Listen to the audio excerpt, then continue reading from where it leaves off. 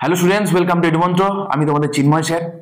আজকের আমি একটা নতুন সিরিজ শুরু করছি, সেটা হচ্ছে এসএসসি জিডি স্পেশাল। তোমরা অলরেডি জানো যে আমাদের নোটিফিকেশান বেরিয়ে এবং ফর্মও ফিল আপ হয়ে গেছে। সামনের জানুয়ারি শেষে, মানে 25শে জানুয়ারি শেষে বা জানুয়ারি শেষ এবং ফেব্রুয়ারি মিলে এসএসসি জিডির পরীক্ষা হবে, সিবিটি হবে, তোমরা জানো অলরেডি।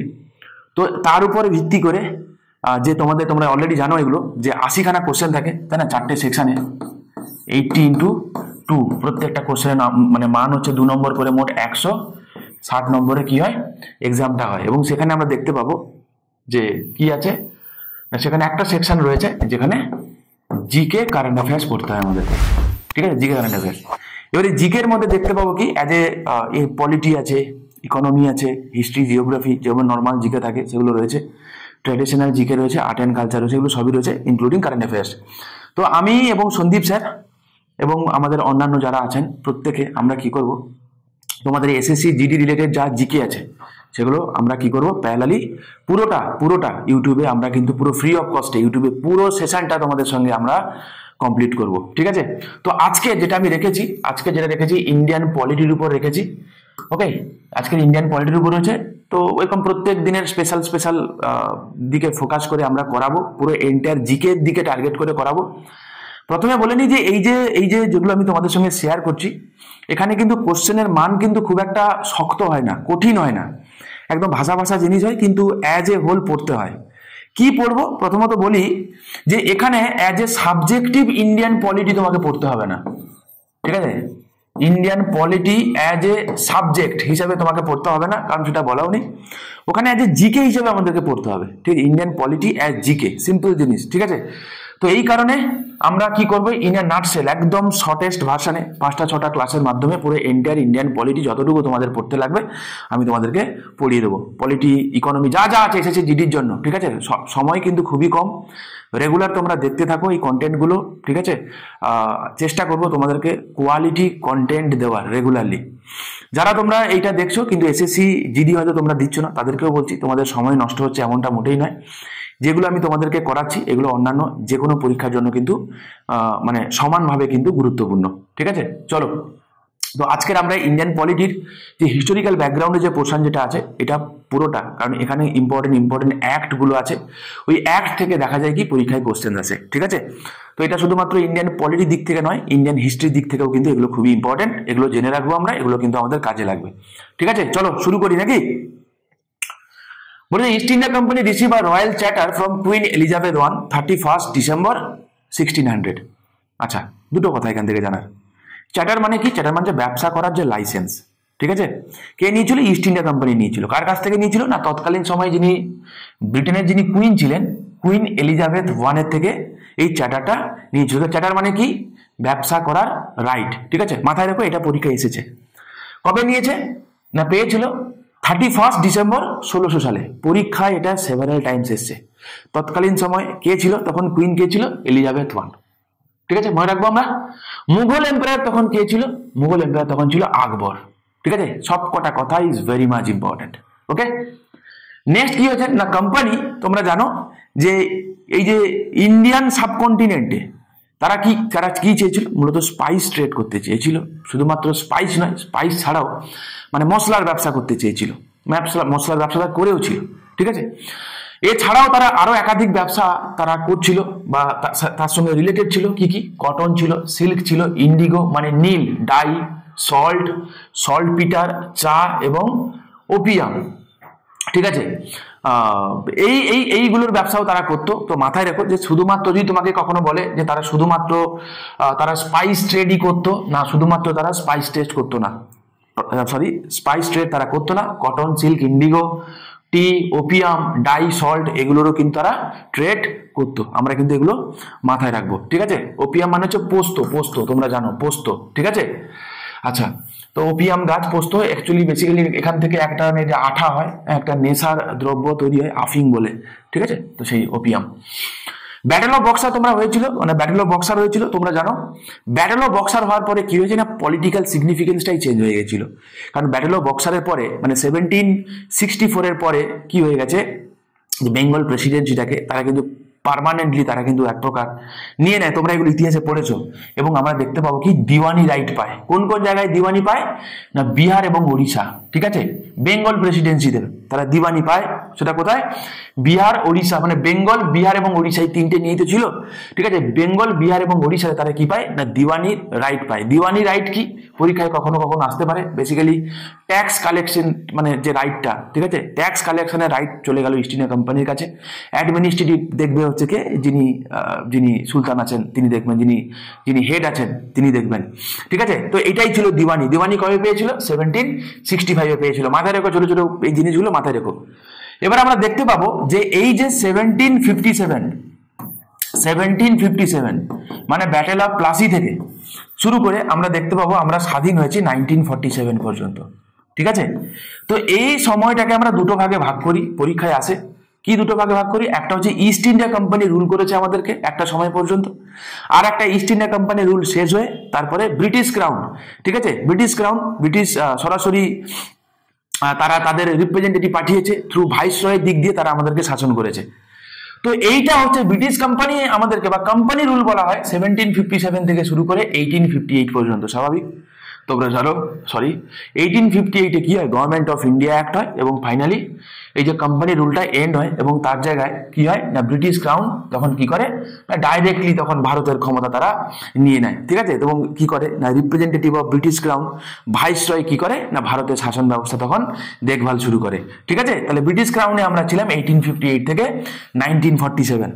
তারপরে কি ছিলাম আমরা? আফটার 1947 মানে ইন্ডিয়া 1947-এ স্বাধীন হলেও আমরা কি সোভারেন, সার্বভৌম, মানে স্বাধীন স্বতন্ত্র রাষ্ট্র হিসেবে ইন্ডিয়া কবে আত্মপ্রকাশ করেছে? যদি তোমাকে এরকম প্রশ্ন করা হয় যে in which day India became sovereign, India became Democratic, India became Republic, কবে হয়েছিল? মানে তোমাকে অপশন দিল, অপশন এতে 15ই অগাস্ট 1947 দিল। অপশন বিতে দিল আর কি দিল? আর দিল তোমার হচ্ছে দিল 26 জানুয়ারি 1950, তোমাকে দিল 26 নভেম্বর 1949, আর অপশন ডি দিল নান অফ দি অ্যাবাভ, নান। তাহলে আনসার কি হবে? আমি বললাম কবে ইন্ডিয়া একটা স্বাধীন রাষ্ট্র হিসেবে আত্মপ্রকাশ করলো? In which day India became a sovereign nation, ঠিক আছে, সোভারেন স্টেট হিসেবে কবে হলো? তোমাদেরকে বলেনি সেটা, কিন্তু এটা অবশ্যই হবে না, পরীক্ষায় আসে এরকম করে। সেটা কবে হবে না যেদিন থেকে ইন্ডিয়ান কনস্টিটিউশন এনফোর্স হলো, ঠিক আছে, যেদিন থেকে ইন্ডিয়ান কনস্টিটিউশন লাগু হলো এনফোর্স হলো, সেই দিন থেকে কি হলো না ভারত কি হলো একটা সার্বভৌম রাষ্ট্র হিসেবে আত্মপ্রকাশ করলো। তাহলে ভারতের সংবিধান কবে থেকে এনফোর্স হয়েছে সেটা আমাদেরকে জানতে হবে। ভারতের সংবিধান এনফোর্স হয়েছে কবে থেকে না 26শে জানুয়ারি 1950 সাল থেকে, ঠিক আছে। তাহলে from that very day, from 26শে জানুয়ারি 1950 ইন্ডিয়া কি হয়েছে? ইন্ডিয়া হচ্ছে সোভারেন, ডেমোক্রেটিক এবং রিপাবলিক নেশন হয়েছে। সোভারেন সার্বভৌম, গণতান্ত্রিক এবং প্রজাতান্ত্রিক রাষ্ট্র হিসেবে ইন্ডিয়া কি হয়েছে? ইন্ডিয়া আত্মপ্রকাশ করেছে। এবার কেউ আমাকে জিজ্ঞাসা করতেই পারে যে স্যার তাহলে আপনি যেখানে লিখেছেন 1947 থেকে 1950 26শে জানুয়ারি পর্যন্ত এই যে জার্নিটা, মানে 15ই আগস্ট 1947 থেকে শুরু করে, ঠিক আছে, 15ই আগস্ট 1947 থেকে শুরু করে হ্যাঁ আপ টু 26 জানুয়ারি 1950, এই যে সময়টা ইন্ডিয়া তাহলে কি ছিল? ইন্ডিয়া ছিল ডমিনিয়ন, ঠিক আছে। ইন্ডিয়া কি ছিল? ডমিনিয়ন স্ট্যাটাস পেয়েছিল, ঠিক আছে। ইন্ডিয়া কি ছিল? ডমিনিয়ন স্ট্যাটাস পেয়েছিল। পরীক্ষায় আসা প্রশ্ন খুব ইম্পর্টেন্ট। সেন্ট্রালে তোমরা যারা পরীক্ষাগুলো দেবে তাদের জন্য তো হাই ভোল্টেজ ইম্পর্টেন্ট, ঠিক আছে। যারা সিরিয়াস অ্যাসপিরেন্ট আছে তারা দেখে যাও, ঠিক আছে, পাবে। এইগুলোই তোমাদেরকে ঘুরিয়ে ফিরিয়ে জিজ্ঞাসা করা হবে। তাহলে ইন্ডিয়া তাহলে ডমিনিয়ন স্ট্যাটাস ছিল কবে থেকে কবে পর্যন্ত? ইন্ডিয়া ডমিনিয়ন ছিল 15ই আগস্ট 1947 থেকে 26শে জানুয়ারি 1950 পর্যন্ত, ঠিক আছে। তো আমরা এই পুরোটাই মোটামুটি পড়বো, পুরো জার্নিটাই আমরা করবো। প্রথম যে ইম্পর্টেন্ট অ্যাক্ট হয়েছিল, ফার্স্ট যে ইম্পর্টেন্ট অ্যাক্ট হয়েছিল after battle of Plassey, first important act, মানে যেই অ্যাক্ট দিয়ে অ্যাকচুয়ালি তারা কায়েম করেছিল, ফাইনালি একটা সিলমোহর দেওয়া গেল, ঠিক আছে। কোন অ্যাক্ট ছিল? সেই অ্যাক্টটা ছিল রেগুলেটিং অ্যাক্ট অফ 1773। দেখো রেগুলেটিং নামের মধ্যেই লুকিয়ে আছে। রেগুলেট করা মানে কি? নিয়ন্ত্রণ করা। কে নিয়ন্ত্রণ করতে চেয়েছিল? বেসিক্যালি ইস্ট ইন্ডিয়া কোম্পানি না। এই যে ইস্ট ইন্ডিয়া কোম্পানি ইন্ডিয়ান অ্যাফেয়ার্সে তারা কিন্তু আউট অফ কন্ট্রোল হয়ে গেছিল, ব্রিটিশ অথরিটির হাতের বাইরে চলে গেছিল। ইস্ট ইন্ডিয়া কোম্পানি যারা ওনার, তাদের হাতের বাইরে ইস্ট ইন্ডিয়া কোম্পানি চলে গেছে, ভাবতে পারছো? কারণ তাদের স্টাফ যারা, তারা আউট অফ কন্ট্রোল হয়ে গেছে। তো এই কারণে ব্রিটিশ পার্লামেন্ট কি করলো না, রেগুলেট করার জন্য, কাকে রেগুলেট করার জন্য না, ইন্ডিয়ান অ্যাফেয়ার্সে ইস্ট ইন্ডিয়া কোম্পানিকে রেগুলেট করার জন্য, ঠিক আছে? ইন্ডিয়ান অ্যাফেয়ার্সে ইস্ট ইন্ডিয়া কোম্পানিকে রেগুলেট করার জন্য যে অ্যাক্ট বানিয়েছিল, সেই অ্যাক্টের নামই হচ্ছে রেগুলেটিং অ্যাক্ট। বাস, তা বুঝতে পারছো? তা পরীক্ষায় দেয় যে ভারতে লাগু হওয়া প্রথম কোন অ্যাক্ট যেটা ব্রিটিশ পার্লামেন্ট থেকে পাস হয়েছিল, ঠিক আছে? আনসার কি হবে? Regulating act. মুখস্থ করার কোনো প্রয়োজন নেই, খালি শুনে যাও, তোমাদের কাজেই লাগবে। ঠিক, কাজে না লাগলে আমি এই সেশনটা নিতামই না, ঠিক আছে? বোঝা গেল কি বললাম? তার রেগুলেটিং অ্যাক্ট। তাহলে পরীক্ষা এটা দিতে পারে যে রেগুলেটিং অ্যাক্ট কোথা থেকে পাস হয়েছিল, পরীক্ষা হলে জানতে চেয়েছে কোথা থেকে পাস হয়েছিল, তুমি বলবে এটা পাস হয়েছিল ফ্রম ব্রিটিশ পার্লামেন্ট থেকে পাস হয়েছিল। ওকে, তো মাথায় রাখবে, বেসিক্যালি এখন বলে দেওয়া হলো, দেখো তোমাকে যে আমি লাইসেন্স দিয়েছিলাম 1600 সালে, মনে আছে? চ্যাটার অ্যাক্ট হয়েছিল, মানে চ্যাটার নিয়েছিল 1600, ইস্ট ইন্ডিয়া কোম্পানি তৈরি হওয়ার পরে চ্যাটার নিয়েছিল ট্রেড করার জন্য। তখন কিন্তু তোমাকে রিনিউয়ালের কোনো ডেট দিইনি, তুমি ব্যবসা করে গেছো। বলছে হ্যাঁ, বলছে না, এখন থেকে রিনিউ করাতে হবে, মানে আনলিমিটেড টাইম আমি তোমাকে এই চ্যাটারটা দেবো না, একটা নির্দিষ্ট পিরিয়ডের জন্য দেবো, পিরিয়ড শেষ হবে, তারপরে এটাকে রিনিউয়াল প্রসেস হবে, এবং সেটা প্রত্যেক 20 বছর অন্তর হবে। তাই আমরা দেখতে পাবো কি প্রত্যেক 20 বছর অন্তর ইম্পর্টেন্ট কিছু অ্যাক্ট হয়েছে, ঠিক আছে? অ্যাক্ট হয়েছে, যেমন 1773-তে, এটা কিন্তু একটা চ্যাটার অ্যাক্ট, মাথায় রাখবে, এটা একটা চ্যাটার অ্যাক্ট। 1773 যে অ্যাক্টটা, এটা কিন্তু একটা চ্যাটার অ্যাক্ট, কিন্তু সেটাকে আমরা রেগুলেটিং অ্যাক্ট নামে জানি, ঠিক আছে? 1793 এটাও কিন্তু একটা চ্যাটার অ্যাক্ট, ঠিক আছে? 1813 এটাও একটা চ্যাটার অ্যাক্ট, কিন্তু যদিও 1813কে ফার্স্ট চ্যাটার অ্যাক্ট বলা হয়, কিন্তু বেসিক্যালি এগুলো কিন্তু এক একটা চ্যাটারই। চ্যাটার মানে কি, আমি কি বললাম যে কনসেপ্টে ফিরে যাও, চ্যাটার মানে বেসিক্যালি ব্যবসা করার রাইট, অধিকার, সেটাই হচ্ছে চ্যাটার। তাই সেই রিলেটেড অ্যাক্ট হচ্ছে চ্যাটার অ্যাক্ট, আর কিছু না। ওকে, 1833, 1853, তো গিয়ে দেখবো লাস্ট চ্যাটার অ্যাক্ট যেটা হয়েছে সেটা হচ্ছে 1853-তে, ঠিক আছে? মনে রেখো কি হয়েছিল বলতো, এই চ্যাটার অ্যাক্টে কি হয়েছিল দেখা যাক। এই যে পিঙ্ক জায়গাগুলো যেগুলো আছে না, এই পিঙ্ক জায়গাগুলোতে কি ছিল না, ব্রিটিশ অথরিটি শাসন ছিল, এই পিঙ্ক জায়গাগুলো। আর ইয়েলো জায়গাগুলো যেগুলো, সেগুলো কিন্তু রাজওয়াড়া, মানে আমাদের প্রিন্সলি স্টেট যেগুলো বলি, সেগুলো শাসন করতো, ঠিক আছে? এমনটা নয় যে আমরা আগে বোধহয় পুরোটাই মানে ব্রিটিশ অথরিটি শাসন করতো, তার কিন্তু নয় বাবা। এই ইয়েলো জায়গাগুলো কিন্তু, এগুলো কিন্তু প্রিন্সলি স্টেট শাসন করতো, প্রিন্সলি স্টেট নাম শুনে থাকবে আশা করি, ঠিক আছে? রাজওয়াড়া যারা ছিল, তো তারা শাসন করতো আর কি। ওকে, এবারে এতে এই রেগুলেটিং অ্যাক্ট দিয়ে করা হলো কি, তখন 3খানা প্রেসিডেন্সি ছিল, বেঙ্গল প্রেসিডেন্সি, বম্বে প্রেসিডেন্সি এবং মাদ্রাজ প্রেসিডেন্সি, ঠিক আছে? এই 3খানা প্রেসিডেন্সি ছিল। ওকে, এই 3খানা প্রেসিডেন্সিতে নিজস্ব গভর্নর ছিল, শুনে রাখো, নিজস্ব গভর্নর ছিল, ক্লিয়ার? এবারে কি হচ্ছে, এই গভর্নরে তাদের নিজস্ব লেজিসলেটিভ পাওয়ার ছিল। ওকে, লেজিসলেটিভ পাওয়ার মানে কি, ল বানানোর ক্ষমতা, ল বানানোর ক্ষমতা কি বলা, লেজিসলেটিভ পাওয়ার। ওকে, পরে আমরা পড়বো, চাপ নেই। বলা হলো কি, এই যে বম্বে এবং মাদ্রাজ প্রেসিডেন্সির যিনি গভর্নর আছেন, যারা আছেন, তাদের কাছ থেকে লেজিসলেটিভ পাওয়ারটা কাটেল করে কি করা হবে না, যিনি বাংলার গভর্নর আছেন তাকে দেওয়া হবে। বোঝা গেল? যিনি বাংলার গভর্নর আছে তাকে দেওয়া হবে। তো বুঝতে পারছো, তাহলে লেজিসলেটিভ পাওয়ার তাহলে কার বেশি হয়ে গেল, যিনি বেঙ্গলের গভর্নর, ঠিক আছে, তার কি হয়ে গেল, লেজিসলেটিভ পাওয়ার বেশি হয়ে গেল। যেহেতু তার লেজিসলেটিভ পাওয়ারটা বেশি হয়ে গেল, তিনি একজন গভর্নরই, কিন্তু বাকি যে দুজন গভর্নর কি হয়ে গেল, subordinate two governor of Bengal হয়ে গেল, ওয়েস্ট বেঙ্গল নয়, গভর্নর অফ বেঙ্গল হয়ে গেল, ঠিক আছে? তো তিনি গভর্নর অফ বেঙ্গল থাকাকালীন তার যেহেতু লেজিসলেটিভ পাওয়ারটা বেশি হয়ে গেল, তাই তাকে আমরা আর গভর্নর বলে ডাকবো না, তাকে আমরা গভর্নর জেনারেল বলে ডাকবো, গভর্নর জেনারেল অফ বেঙ্গল বলে ডাকবো। কেন গভর্নর জেনারেল অফ বেঙ্গল বলে ডাকবো? কারণ তার লেজিসলেটিভ পাওয়ারটা বেশি হয়ে যাচ্ছে, ঠিক আছে, রাদার দ্যান এদের থেকে, তাই তাকে আমরা গভর্নর জেনারেল বলে ডাকবো। প্রথম গভর্নর জেনারেল কে হয়েছিল, তাহলে যদি তোমাকে পরীক্ষায় জিজ্ঞাসা করে যে রেগুলেটিং অ্যাক্ট দিয়ে কি হয়েছিল, প্রথমত governor of Bengal became the governor general of Bengal, ঠিক আছে? কেন হয়েছিল বুঝতে পারছো? নাম্বার 2, লেজিসলেটিভ পাওয়ার, বাকি দুটো প্রেসিডেন্সি তাদের যে গভর্নর, তাদের লেজিসলেটিভ পাওয়ারটা কি করা হয়েছিল না, কাটেল করা হয়েছিল, ঠিক আছে? কাটেল করা শুরু হয়েছে, পুরোপুরি কেড়ে নেওয়া হয়নি, কাটেল করা শুরু করা হয়েছিল, ঠিক আছে, তাহলে প্রথম কোন ব্যক্তি ছিল governor of Bengal? Governor general of Bengal প্রথম কে ছিল? ওয়ারেন হেস্টিংস ছিল। ঠিক আছে, Warren Hastings was the first governor general of Bengal, আমাদেরকে এটা মনে রাখতে হবে। ঠিক আছে, তাহলে he was the last governor of Bengal, he was the last governor of Bengal and he became the governor general of Bengal. ঠিক আছে, মাথায় রাখবে থ্রু কোন act? Through regulating act of 1773। ঠিক আছে, আর কি করা হলো বলতো? আর যেটা করা হলো, এই যে গভর্নর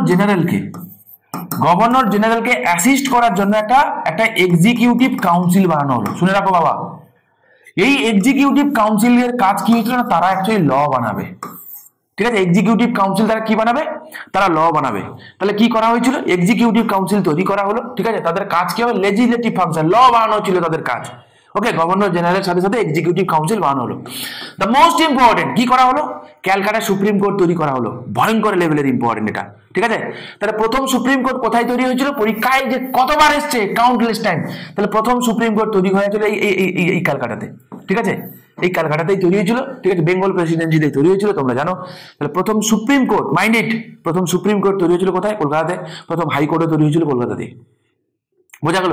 তাহলে কোন অ্যাক্ট দিয়ে ক্যালকাটা সুপ্রিম কোর্ট তৈরি হয়েছিল? রেগুলেটিং অ্যাক্ট অফ 1773 দিয়েই তৈরি হয়েছিল। হ্যাঁ, এবং সুপ্রিম কোর্টটা তৈরি হয়েছিল কবে? 1774 হয়েছিল। ওকে, কোথায় হয়েছিল বলতো? ফোর্ট উইলিয়ামে তৈরি হয়েছিল। ফোর্ট উইলিয়াম এখনো আছে, ফোর্ট উইলিয়াম কলকাতায়। ঠিক আছে, অ্যাজ এ অ্যাপেক্স কোর্ট, মাথায় রেখো। এবং যার প্রথম চিফ জাস্টিস ছিল কে? Eliza Impey. কে ছিল? Eliza Impey. ওকে, মাথায় রেখো। নেক্সট চলো, পিটস India act of 1784, the most important. তো তৎকালীন সময়ে যিনি ব্রিটিশ প্রাইম মিনিস্টার ছিলেন, উইলিয়াম পিটস। ঠিক আছে, বা পিটস দ্য ইয়াঙ্গার। তো সেই সময় উইলিয়াম পিটস দ্য ইয়াঙ্গার এই অ্যাক্টটা তিনি পাস করেছিলেন। এই জন্য তার নামানুসারে এর নাম হয়েছে পিটস ইন্ডিয়া বা পিটের ভারত শাসন আইন। ঠিক আছে, পিটস ইন্ডিয়া। তাহলে পিটস কে ছিল? Then the prime minister of UK. ঠিক আছে, ব্রিটেনের প্রাইম মিনিস্টার ছিল। মাথায় রাখবো আমরা কি বলেছে? Allowed the court of director to manage the commercial affairs. আচ্ছা, একটা কথা মাথায় রাখবে, এই যে 1773 যে অ্যাক্ট ছিল না, এখান দিয়ে একটা বডি বানানো হয়েছিল যার নাম ছিল কোর্ট অফ ডিরেক্টর। ঠিক আছে, তাহলে কোর্ট অফ ডিরেক্টরের কাজ কি ছিল? কোর্ট অফ ডিরেক্টরের কাজ ছিল কমার্শিয়াল অ্যাফেয়ার্স। কমার্শিয়াল মানে কি? ব্যবসা বাণিজ্যিক জিনিসপত্রগুলো দেখবে কে? Court of director. দেখো, কমার্শিয়াল আর কোর্ট, মনে রাখতে সুবিধা, মনে থাকবে। আর একটা সেপারেট বডি বানানো হলো যার নাম দেওয়া হলো কি? Board of control. ঠিক আছে, নাম দেওয়া হলো কি? যার নাম দেওয়া হলো বোর্ড অফ কন্ট্রোল। ভয়ঙ্কর ইম্পর্টেন্ট বাবা, ভয়ঙ্কর ইম্পর্টেন্ট। নাম দেওয়া হলো কি? Board of control. তাহলে বোর্ড অফ কন্ট্রোলের কাজ কি হবে না? Political affairs. তাহলে moral of the story, Pitt's India act দিয়ে তাহলে কি করা হলো? কোম্পানির যে অ্যাক্ট, তার যে কমার্শিয়াল অ্যাক্টিভিটি, তার যে পলিটিক্যাল অ্যাক্টিভিটি, পুরোটাকে সেপারেট করে দেওয়া হলো।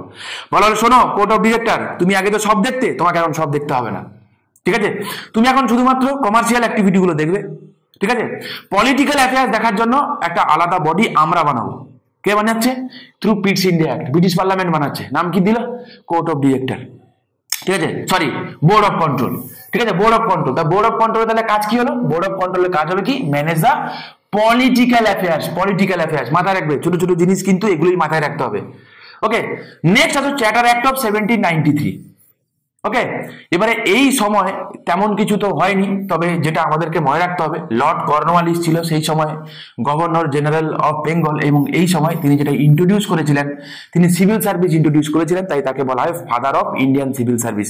ওকে, একটা কথা এই প্রসঙ্গে তোমাদেরকে বলে রাখি, এই যে লর্ড কর্নওয়ালিস, তোমরা জানো যে এর আগে যেমন সালটা দেখো 1793। ঠিক আছে, এর আগে তোমরা জানো 1775 কি হয়েছিল বলতো? আমেরিকান ওয়ার অফ ইন্ডিপেন্ডেন্স হয়েছিল, রাইট? ঠিক আছে,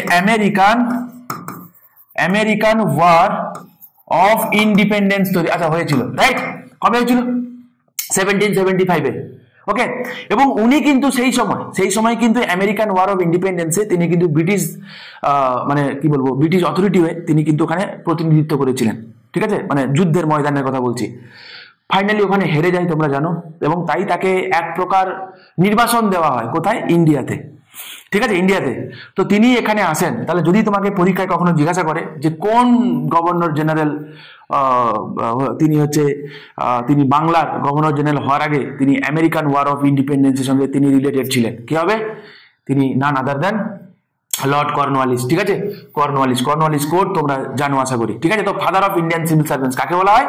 বলা হয় কাকে? লর্ড কর্নওয়ালিসকে। ঠিক আছে, আমরা এটা মনে রাখবো। নেক্সট হচ্ছে চার্টার অ্যাক্ট অফ 1813, 1813 সালের চার্টার অ্যাক্ট। কি বলছে? দেখো আগে যেটা বলেছিল কোম্পানিকে বলেছিল তুমি যাও ব্যবসা করো, ঠিক আছে? তাহলে কোনো একটা জায়গায় ভালো করে শুনবে, এই একটা জায়গা আছে, এইটা হচ্ছে ইউকে, এখান থেকে কিছু একটা কোম্পানিকে বলা হয় তুমি যাও এই জন্য তুমি ব্যবসা করো, ঠিক আছে?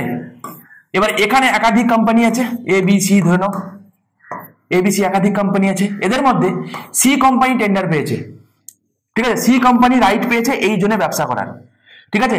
এ এবং বি কোম্পানিকে বলা হয়, মানে তাদেরকে দেওয়া হয়নি, তাদেরকে কোনো অনুমতি দেওয়া হয়নি ওখানে গিয়ে ব্যবসা করো, তাহলে কি একটা কোম্পানি শুধুমাত্র ব্যবসা করছে, এটাকে বলা হয় মনোপলি, ঠিক আছে? এটাকে কি বলা হয়? মনোপলি, একচেটিয়া, ঠিক আছে? একটা কোম্পানি ব্যবসা করছে, তো এইটাকে কি করা হলো? এন্ড করে দেওয়া হলো, তুলে দেওয়া হলো, ঠিক আছে? তাহলে ended the monopoly of east India company in India, ভয়ঙ্কর লেভেলের ইম্পর্টেন্ট, কোন এক দিয়ে ইস্ট ইন্ডিয়া কোম্পানির মনোপলিকে এন্ড করে দেওয়া হলো, সেটা হচ্ছে থ্রু এই চ্যাটার্ড অ্যাক্ট অফ 1813, 1813 সালে। একটা কথা মাথায় রাখতে হবে যে তুলে দিলেও দুটো জিনিস তোলা হয়নি, সেটা হচ্ছে চা ব্যবসা, ঠিক আছে? চা ব্যবসা এবং চীনের সাথে ব্যবসা, ওকে? এই দুটোকে বাদ দিয়ে, চা এবং চীনের সাথে ব্যবসাকে বাদ দিয়ে রিমেনিং যে কটা ব্যবসা ইস্ট ইন্ডিয়া কোম্পানি করতো ইন্ডিয়ান অ্যাফেয়ার্সে, সমস্ত কিছু কি করে দেওয়া হলো? এই মনোপলিটাকে অ্যাবলিশ করে। এখন বলো চলো চলো, একটু আগে বললাম না এ বি সি, শুধুমাত্র সি আগে ব্যবসা করতো, এখন বলে এ বি চলো তুমিও যাও, তুমিও ব্যবসা করো, মনোপলিটাকে এন্ডেড করে দেওয়া। দিস ইজ দ্য, মানে এটাই প্রসেস আর কি, ঠিক আছে? বোঝা গেছে আশা করি। আমি না বুঝতে পারলে কমেন্ট করো, আমি চেষ্টা করবো নেক্সট ক্লাসে সেগুলোকে ক্লিয়ার করে দেওয়া। আচ্ছা, it allowed the Christian missionaries to enter into India for the spread of moral and religious values, ভয়ঙ্কর ইম্পর্টেন্ট, যে কোন এক দিয়ে ক্রিশ্চিয়ান মিশনারিদেরকে ছাড়পত্র দেওয়া হয়েছে, তোমরা যাও সেখানে খ্রিস্টান ধর্মের সেখানে তোমরা সেখানে তোমরা কি ছড়িয়ে দাও, ঠিক আছে? দেখতে পাবো না আমরা, শ্রীরামপুর ব্যাপটিস্ট মিশনারি তৈরি, তারপরে পরে উইলিয়াম কেরি, তোমরা নাম ডেফিনেটলি শুনে থাকবে।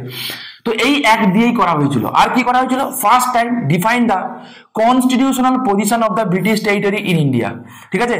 আচ্ছা, এটা কিন্তু ভয়ঙ্কর ইম্পর্টেন্ট যে প্রথমবার কোন এক দিয়ে, ঠিক আছে, কনস্টিটিউশনালি যে ইন্ডিয়া যে একটা ব্রিটিশ টেরিটরি সেটা বলা হয়েছিল, কোন এক দিয়ে? সেটা বলা হয়েছিল বাবা 1813 সালের চ্যাটার্ড অ্যাক্ট দিয়ে।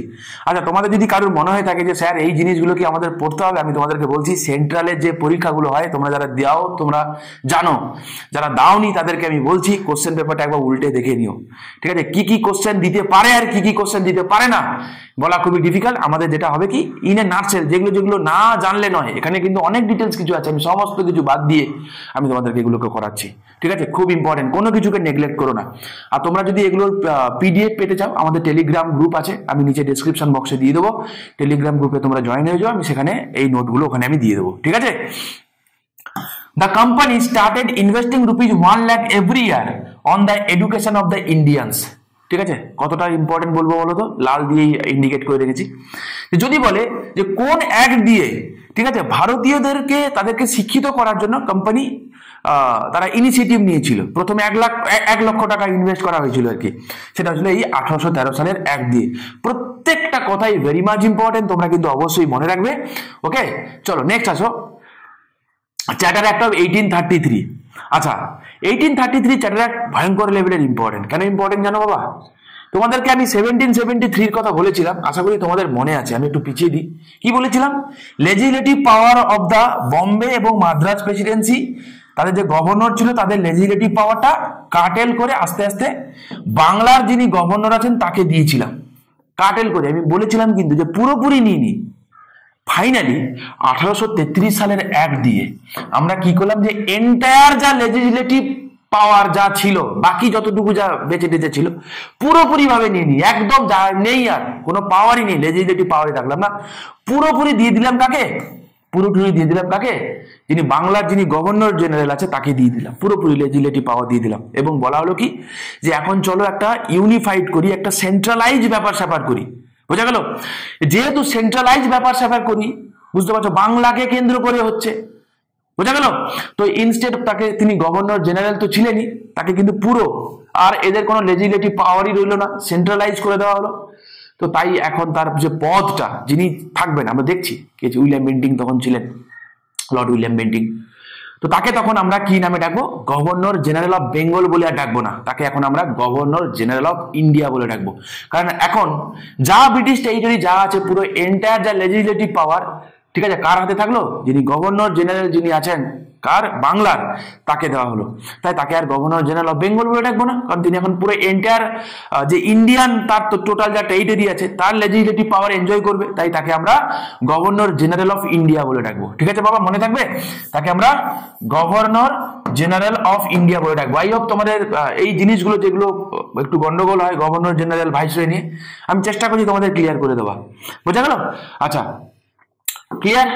আচ্ছা, তো এই অ্যাক্টকে also known as Saint Helena act. তোমাদের একবার এনটিপিসিতেই কোশ্চেনটা এসেছিল, ঠিক আছে, যে কোন অ্যাক্টকে, which of the following act is popularly known as Saint Helena act.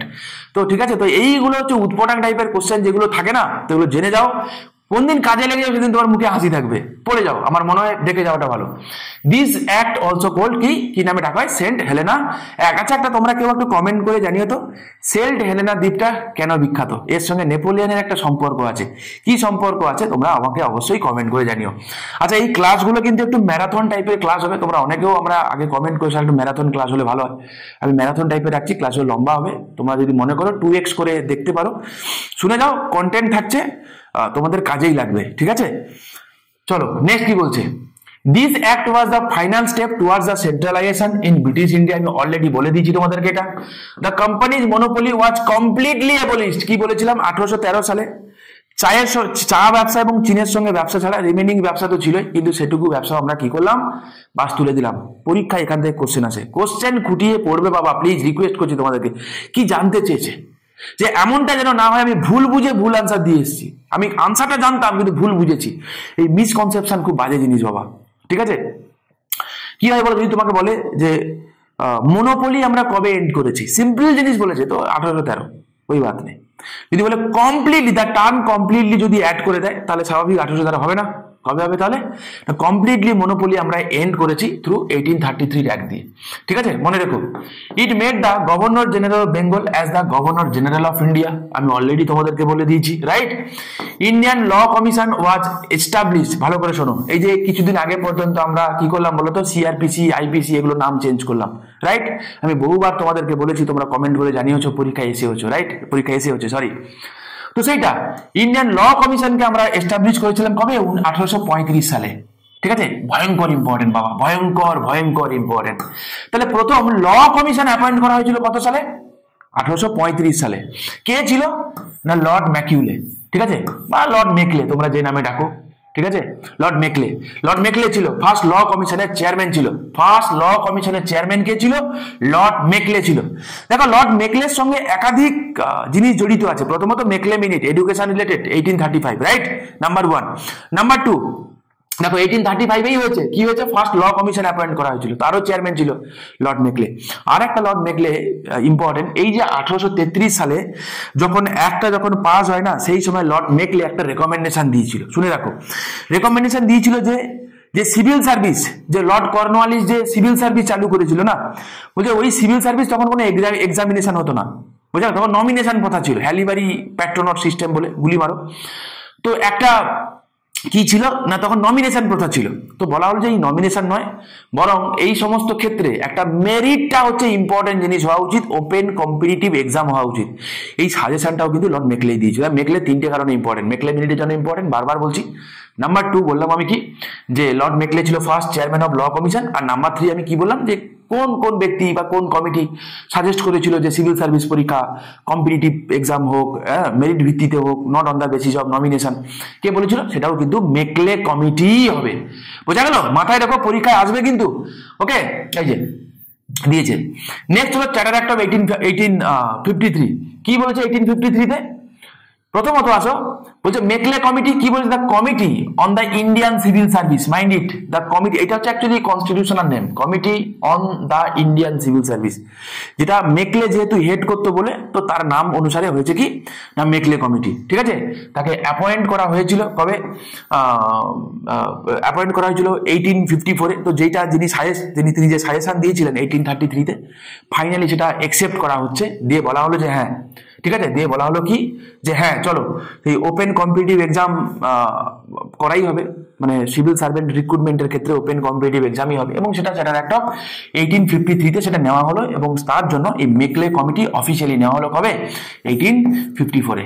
ঠিক আছে, আর কি করা হলো বলতো, দ্য মোস্ট ইম্পর্টেন্ট আজকের সময় দাঁড়িয়ে আমরা যে পার্লামেন্ট বলি না, আমরা যে বলি পার্লামেন্ট, রাইট, আমরা যে বলি পার্লামেন্ট, পার্লামেন্টের কথা কত নম্বর আর্টিকেলে দেখতে পাবো, আর্টিকেল 79-এ দেখতে পাবো।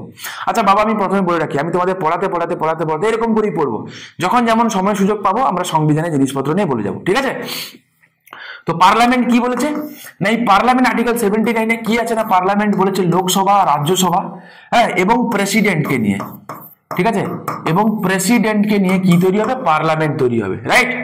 এবারে লোকসভা এবং রাজ্যসভা এই দুটোকে বলা হয় কি, ইউনিয়ন লেজিসলেচার, ঠিক আছে, ইউনিয়ন লেজিসলেচার, এবং তার সঙ্গে যেই না প্রেসিডেন্ট যোগ হয়ে যাবে তাকে আমরা বলবো কি, পার্লামেন্ট।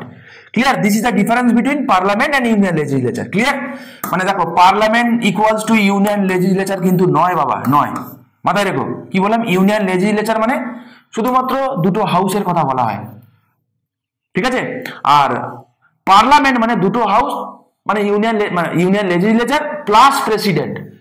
ওকে, ইউনিয়ন লেজিসলেচারের ভিতরে কিন্তু প্রেসিডেন্ট নেই, মাথায় রাখতে হবে, কিন্তু পার্লামেন্টের ভিতরে কিন্তু প্রেসিডেন্ট আছে, ঠিক আছে। এই ছোট ছোট কথা আমরা মাথায় রাখবো।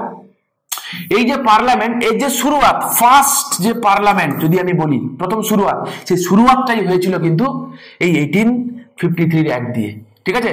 এই যে ইন্ডিয়ান সেন্ট্রাল লেজিসলেটিভ কাউন্সিল তৈরি হয়েছিল, ইন্ডিয়ান সেন্ট্রাল লেজিসলেটিভ কাউন্সিল, প্রথম যে পার্লামেন্ট, প্রথম পার্লামেন্ট, বারবার বলছি 1853 তে শুরু হয়েছিল। ভাবো, সেই 1853 থেকে আমাদের জার্নি স্টার্ট, যে পার্লামেন্টারি ফর্ম অফ গভর্নমেন্টের যে কথা আমরা বলি, আমরা পড়বো, চাপ নেই, ঠিক আছে। শুরুয়াতটা হয়েছিল কবে বললাম, 1853 দিয়ে। আই হোপ তোমরা মাথায় রাখবে, মিনি পার্লামেন্ট বলা হতো, এবং তাদের যারা সদস্য না, তাদের যারা সদস্য তাদেরকে আমরা কাউন্সিলর বলে ডাকতাম, ঠিক আছে, ইন্ডিয়ান লেজিসলেটিভ কাউন্সিল, তাদেরকে কাউন্সিলর বলে ডাকতাম। দেখো, acted as parliament on the model of British parliament.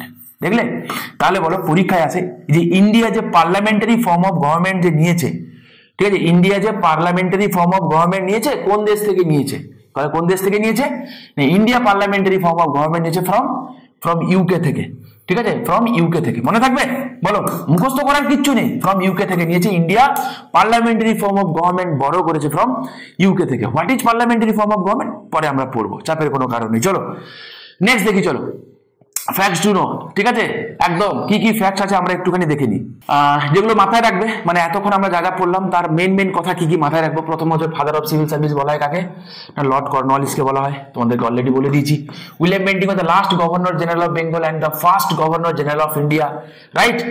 Lord Thomas Barrington Macaulay কি কি সঙ্গে রিলেটেড আমি অলরেডি বললাম, ফার্স্ট ল কমিশনার তিনি ছিলেন, ঠিক আছে, তিনি আইপিসি ড্রাফট করেছিলেন, তোমরা জানো এই কমিশনই ড্রাফট করেছিল আইপিসি। মেকলে মিনিট হয়েছিল রিলেটেড টু এডুকেশন, বলা হয়েছিল introduction of English as medium of instruction in education, ইংরেজি ভাষা ব্যবহার করা হবে ইনস্ট্রাকশনের ক্ষেত্রে। মেকুলে কমিটি ছিল কবে, 1854-এ অ্যাপয়েন্ট করা হয়েছিল ফর, বললাম, recommended the open competition system for civil service.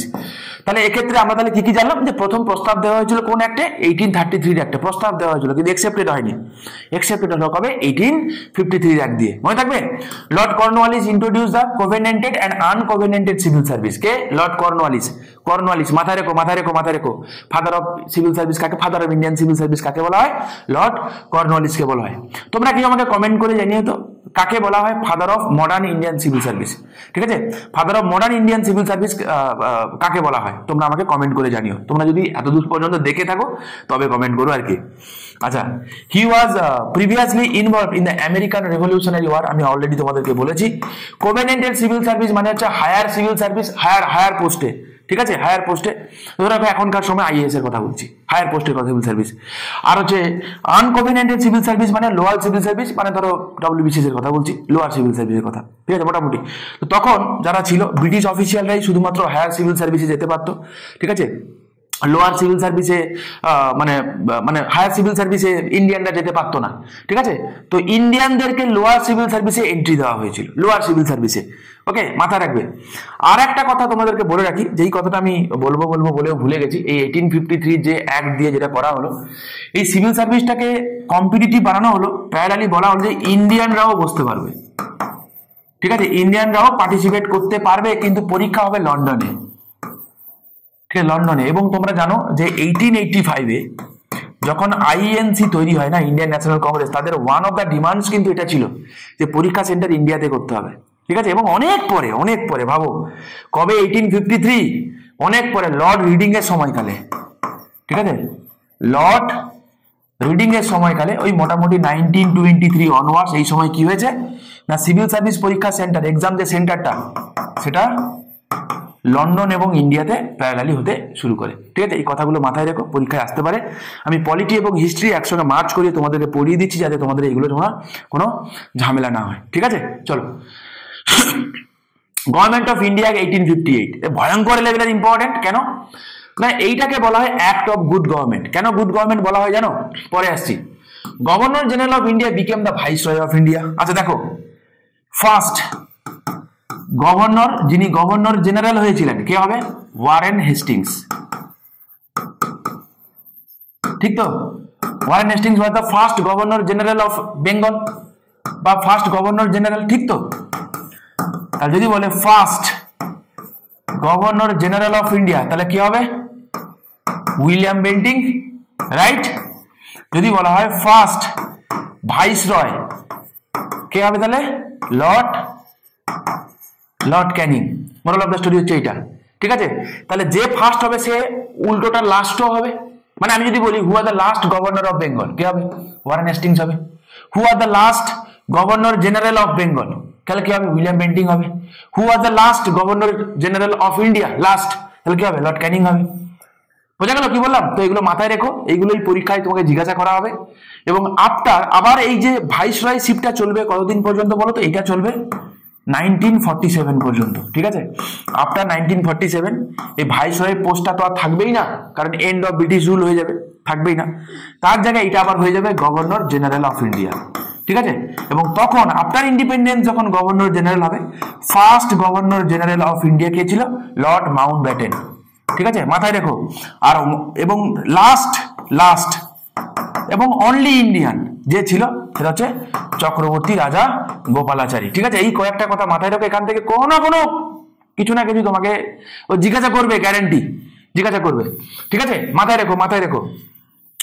আচ্ছা, আর তোমাদের যদি ভালো লেগে থাকে, যদি তোমাদের ভালো লাগছে তো তোমরা চাইলে কমেন্ট করতে পারো, তোমরা লাইক করতে পারো, বন্ধুদের মধ্যে তোমরা চাইলে শেয়ার করতে পারো। ওকে, চলো আবার ফিরি। The office of board of control, তোমাদের মনে আছে বোর্ড অফ কন্ট্রোলের কথা বলেছিলাম এবং কোর্ট অফ ডিরেক্টরের কথা বলেছিলাম আমি। কোর্ট অফ ডিরেক্টর কমার্শিয়াল দেখবে, বোর্ড অফ কন্ট্রোল সব পলিটিক্যাল অ্যাফেয়ার্স গুলো দেখবে। বলা হয়েছিল না বোর্ড অফ কন্ট্রোল, যেটা পিটস ইন্ডিয়া অ্যাক্ট দিয়ে তৈরি হয়েছিল। ফাইনালি এই দুটোকে তুলে দিলাম, একদম অ্যাবলিজি করে দেওয়া হলো। তার জায়গায় একটা নতুন বডি বানানো হলো, তার নাম কি, secretary of state for India. ভয়ঙ্কর ইম্পর্টেন্ট বাবা, বলে বোঝাতে পারবো না। কি হবে তাহলে, নাম কি হলো, secretary of state for India. Secretary of state কতটা পাওয়ারফুল পোস্ট একটু দেখে রাখো। ধরো এটা ব্রিটিশ পার্লামেন্ট, ঠিক আছে। এবারে এখানে কি আছে, কাউন্সিল অফ মিনিস্টার আছে। এবারে কাউন্সিল অফ মিনিস্টার হচ্ছে এইটা পরে ধরো, এটা একটা কাউন্সিল অফ মিনিস্টার। এইটা হচ্ছে ক্যাবিনেট। ঠিক আছে, এটা হচ্ছে ক্যাবিনেট। তাহলে এটুকু তো আমরা বুঝলাম যে অল ক্যাবিনেট মিনিস্টার আর council of minister, but all council of minister are not cabinet minister. এটুকু তো আমি ভ্যান ডায়াগ্রাম দিয়ে বুঝালাম, আশা করি বুঝতে অসুবিধা আছে। ক্যাবিনেট কথা লেখাটা কেমনটা হয়ে গেল না, দাঁড়াও।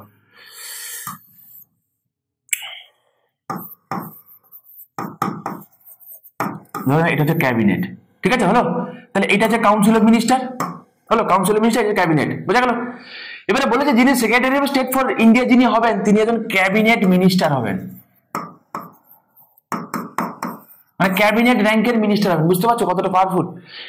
যে মিনিস্টার কি থাকবে, ব্রিটিশ পার্লামেন্টের উপর রেসপন্সিবল থাকবে। কি অ্যাফেয়ার্সে, ইন্ডিয়ান অ্যাফেয়ার্সে। তাহলে বুঝতে পারছো জিনিসটা কি? জিনিসটা দাঁড়ালো হচ্ছে এইরকম, এটা হচ্ছে ব্রিটিশ পার্লামেন্ট, এখানে আনসারেবল থাকবে কে না, সেক্রেটারি অফ স্টেট। তিনি কে না, তিনি একজন ক্যাবিনেট মিনিস্টার। ঠিক আছে, তিনি ক্যাবিনেট মিনিস্টার, মাইন্ড ইট। এবং তার উপরে রেসপন্সিবল থাকবে কে, মানে বা তিনি কার উপরে ডিউটি দেবেন, গভর্নর বা ভাইসরয়কে ডিউটি দেবেন, এবং ইন্ডিয়াতে সবাই কার উপর রেসপন্সিবল থাকবে, ভাইসরয়ের উপর। বুঝতে পারলে? এই যে এইটা, তাহলে সবাই রেসপন্সিবিলিটি চালু করছে না, রেসপন্সিবিলিটিটা, অ্যাকাউন্টেবিলিটি, কেন কাজ হচ্ছে, কি ব্যাপার, কেন হচ্ছে না, এইগুলো সমস্ত কিছু রেসপন্সিবিলিটিটা। তাহলে ব্রিটিশ পার্লামেন্টে রেসপন্সিবিলিটি চালু হলো ইন্ডিয়ান অ্যাফেয়ার্সে। চলো ইন্ডিয়াতে এই কেন হচ্ছে জবাবদিহি করো, সেক্রেটারি অফ স্টেট তুমি, চলো, বুঝা গেল। এবারে এই সেক্রেটারি অফ স্টেট যখন তৈরি হলো, ক্যাবিনেট মিনিস্টার তাকে অ্যাসিস্ট করার জন্য 15 মেম্বারের ইন্ডিয়ান কাউন্সিল তৈরি করা হলো। ঠিক আছে, ইন্ডিয়ান কমান রিপোর্ট বানাবে এই সময় অ্যাসিস্ট করার জন্য তৈরি করা হলো। ক্লিয়ার? এই আনসারেবিলিটির জন্য, এই জবাবদিহির জন্য এইটাকে বলা হয় কি অ্যাক্ট অফ গুড গভর্নমেন্ট বা রেসপন্সিবল গভর্নমেন্ট। বোঝা গেল? অ্যাক্ট অফ গুড গভর্নমেন্ট বা রেসপন্সিবল গভর্নমেন্ট তোমাদের বইতেই আছে, দেখো তোমাদের বইতেই আছে, চাপ নেওয়ার কোনো কারণে, যেগুলো বলছি এগুলো তোমাদের বইতেই আছে। ওকে, অ্যাক্ট অফ গুড গভর্নমেন্ট বা রেসপন্সিবল গভর্নমেন্ট বলা হয়। কেন বলা হয়? এই হোক তোমাদেরকে আমি বোঝাতে পেরেছি। ঠিক আছে, it was assisted by council of India, যে বললাম সেক্রেটারি অফ স্টেট কতজন থাকবে? 15 member. The secretary of state was a cabinet minister of the British parliament. ঠিক আছে, তোমাদেরকে বুঝিয়ে দিলাম, মাথায় রেখো এগুলো। আর ডক্ট্রিন অফ ল্যাবস তোমরা জানো ডালহাউসি চালু করেছিল কবে? 1848-এ সাতারাকে নিয়েছিল। মাইন্ড ইট, প্রথম নিয়েছিল কাকে? সাতারাকে না, পরীক্ষায় আছে। তো ডক্ট্রিন অফ ল্যাবসকে ফাইনালি কি করা হলো? এন্ড করে দেওয়া হলো। পরীক্ষায় এগুলো সমস্ত কিছুই আসে, মাথায় রেখো। ওকে, আচ্ছা, তো এগুলো মাথায় রাখতে হবে। ভাইনে বলা করনে কা তো করনে কা বলেছিল কিনা সার্কিট, তো বাদ এগুলো করে রাখতে হবে। কি বলেছিল? তো প্রথম ভাইসরয় বা ভাইসরয় কাকে বলে? পরীক্ষা এটা জানতে যেতে পারে যে হোয়াট ইজ ভাইসরয় বা ভাইসরয় কে ছিল? Representative of British crown. British crown কে ছিল? মানে ব্রিটেনে তো ওদের রাজতন্ত্র এখনো আছে, তো তাকে রাজার প্রতিনিধি বলা হয় বা রাজা বা রানীর প্রতিনিধি বলা হয়। কাকে? ভাইসরয়কে। Okay, lord Canning of the last governor general of India and the first viceroy of India. ঠিক আছে, ভালো করে পড়বে বাবা, কি জানতে চেয়েছে? Lord Canning was the first viceroy of India. এই গভর্নর জেনারেল কিন্তু বাবা বিফোর ইন্ডিপেন্ডেন্সের কথা বলবো, last governor general of independent India mention করা থাকবে বাবা। দেখো আনসার করো, হুটা ফাটা করার কোনো দরকার নেই, ধীরে সুস্থে আনসার করো, পারবে। ফার্স্ট সেক্রেটারি অফ স্টেট কে ছিল? লর্ড স্ট্যানলি ছিল। ভয়ঙ্কর ইম্পর্টেন্ট। লর্ড স্ট্যানলি ছিল first secretary of state for India. Okay, আর লর্ড পামস্টোন কে ছিল? British prime minister during 1858 act. এগুলো সব কটা তোমাদের পরীক্ষায় আসা প্রশ্ন, সব কটা। ঠিক আছে, তো যখন মানে গভর্নমেন্ট অফ ইন্ডিয়া 1858 যখন হয়, তখন ব্রিটিশ প্রাইম মিনিস্টার কে ছিল? লর্ড পামস্টোন ছিল। ঠিক আছে, মাথায় রেখো। চলো পরবর্তী কি আছে দেখি একটুখানি। Indian council act of 1861। দেখো এর পরের যে অ্যাক্ট গুলো যেগুলো হবে, এর আগে তো আমরা চার্টার অ্যাক্ট দেখেছি, ঠিক কিনা?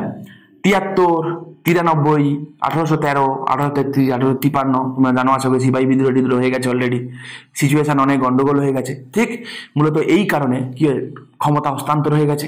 ঠিক, কার হাত থেকে কার হাতে? না, ইস্ট ইন্ডিয়া কোম্পানি থেকে ব্রিটিশ কাউন্সিলের হাতে চলে গেছে। রাইট, তো ব্রিটিশ কাউন্সিলের হাতে আসার পরে তো এখন যে অ্যাক্ট গুলো পাস হবে সেটা কিন্তু ব্রিটিশ পার্লামেন্ট থেকে, মানে আগেও পাস হতো কিন্তু তখন ওই রকম করে পাস হতো না। এখন লেজিসলেটিভ ওয়েতে ব্রিটিশ পার্লামেন্ট থেকে পাস হবে। তো এখন তাদেরকে আমরা নাম বলবো কি? তাদেরকে আমরা বলবো কাউন্সিল অ্যাক্ট। ঠিক আছে, এরপরের আর চার্টার অ্যাক্ট দেখতে পাবো না, এরপরে যে কটা অ্যাক্ট দেখতে পাবো either government of India act আর না হলে ইন্ডিয়ান কাউন্সিল অ্যাক্ট। ঠিক আছে, মাথায় রেখো। তো 1861 সালের অ্যাক্ট হচ্ছে কি না ইন্ডিয়ান কাউন্সিল অ্যাক্ট। এখান থেকে আমাদের তিনটে কথা মাথায় রাখতে হবে। এখানে পি হয়েছিল, ও হয়েছিল আর ডি হয়েছিল। ঠিক আছে, পিওডি, পড, মাথায় রাখবো। ঠিক আছে, পড কি হয়েছিল না পোর্টফোলিও অর্ডিন্যান্স আর decentralisation. Portfolio ordinance and decentralisation, এটা মনে রাখো, পরীক্ষা এটাই আসবে অ্যাজ ইট ইজ। ঠিক আছে, মানে 99% টাইমে এটাই আসবে। ওকে, পোর্টফোলিও সিস্টেম কাকে বলে? ধরে নাও একজন ব্যক্তি যদি সমস্ত ক্ষমতা ভোগ করে, সেটা অ্যাডমিনিস্ট্রেশনের জন্য ভালো নয়। একজন ব্যক্তি সব কি করে দেখতে পারে? মুশকিল না, ঠিক কিনা? তখন কি বলা হয়েছে, চলো তোমাকে আমি ফাইন্যান্সের ডিপার্টমেন্ট দিলাম, তুমি ফাইন্যান্স রিলেটেড সমস্ত কিছু দেখবে। ঠিক আছে, চলো তুমি এডুকেশন রিলেটেড যা হয় সব দেখবে, তুমি কয়লা রিলেটেড যা হবে সব দেখবে। ঠিক আছে, সমস্ত কিছু সে যা হবে না হবে তুমি বুঝবে। তো এই যে ডিপার্টমেন্ট গুলো ভাগ করে দাও, চলো তুমি হেলথ দেখো, তুমি এরকম করে। ঠিক আছে, তো এই হচ্ছে পোর্টফোলিও সিস্টেম, যে একা আমি ক্ষমতা না ভোগ করে সেই ক্ষমতাটা ভাগ করে দিচ্ছি। তো এটাকেই বলা হয় কি ডিসেন্ট্রালাইজেশন অফ পাওয়ার। ঠিক আছে, বোঝা গেল কি বললাম? তাহলে পোর্টফোলিও সিস্টেম করে কি করা হচ্ছে? Decentralisation of power. কি করে হচ্ছে শুনে নাও। মনে আছে লেজিসলেটিভ পাওয়ার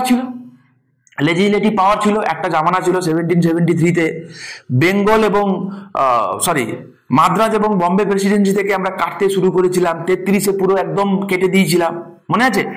তো বলা হলো এখন সেই লেজিসলেটিভ পাওয়ারটা আস্তে আস্তে আমরা ফিরিয়ে দিলাম। চলো লেজিসলেটিভ পাওয়ারটা ফিরিয়ে দিলাম, এই জন্যই এটাকে বলা হয় কি ডিসেন্ট্রালাইজেশন অফ পাওয়ার। মাইন্ডেড, ঠিক আছে?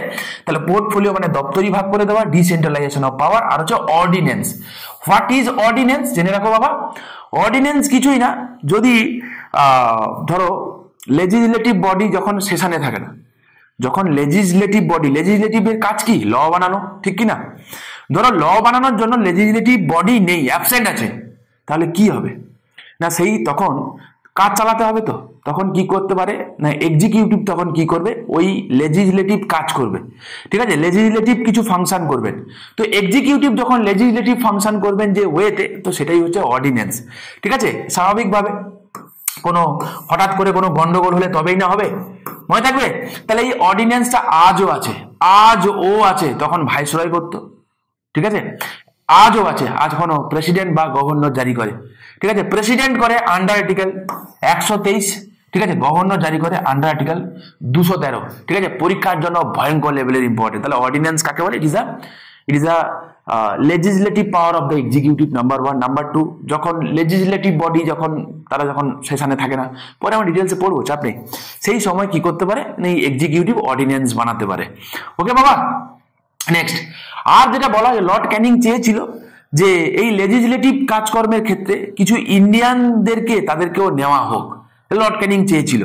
ওকে, তো সেখানে দেখতে পাবো কি, যে প্রথম 3 জন ব্যক্তিকে লেজিসলেটিভ কাউন্সিলে নন অফিসিয়াল মেম্বার হিসেবে নেওয়া হয়েছিল। মাইন্ডেড, নন অফিসিয়াল মেম্বার, স্বাভাবিক, আজ অব্দি তো কাউকে নেয়নি, প্রথমবার নিচ্ছে নন অফিসিয়াল।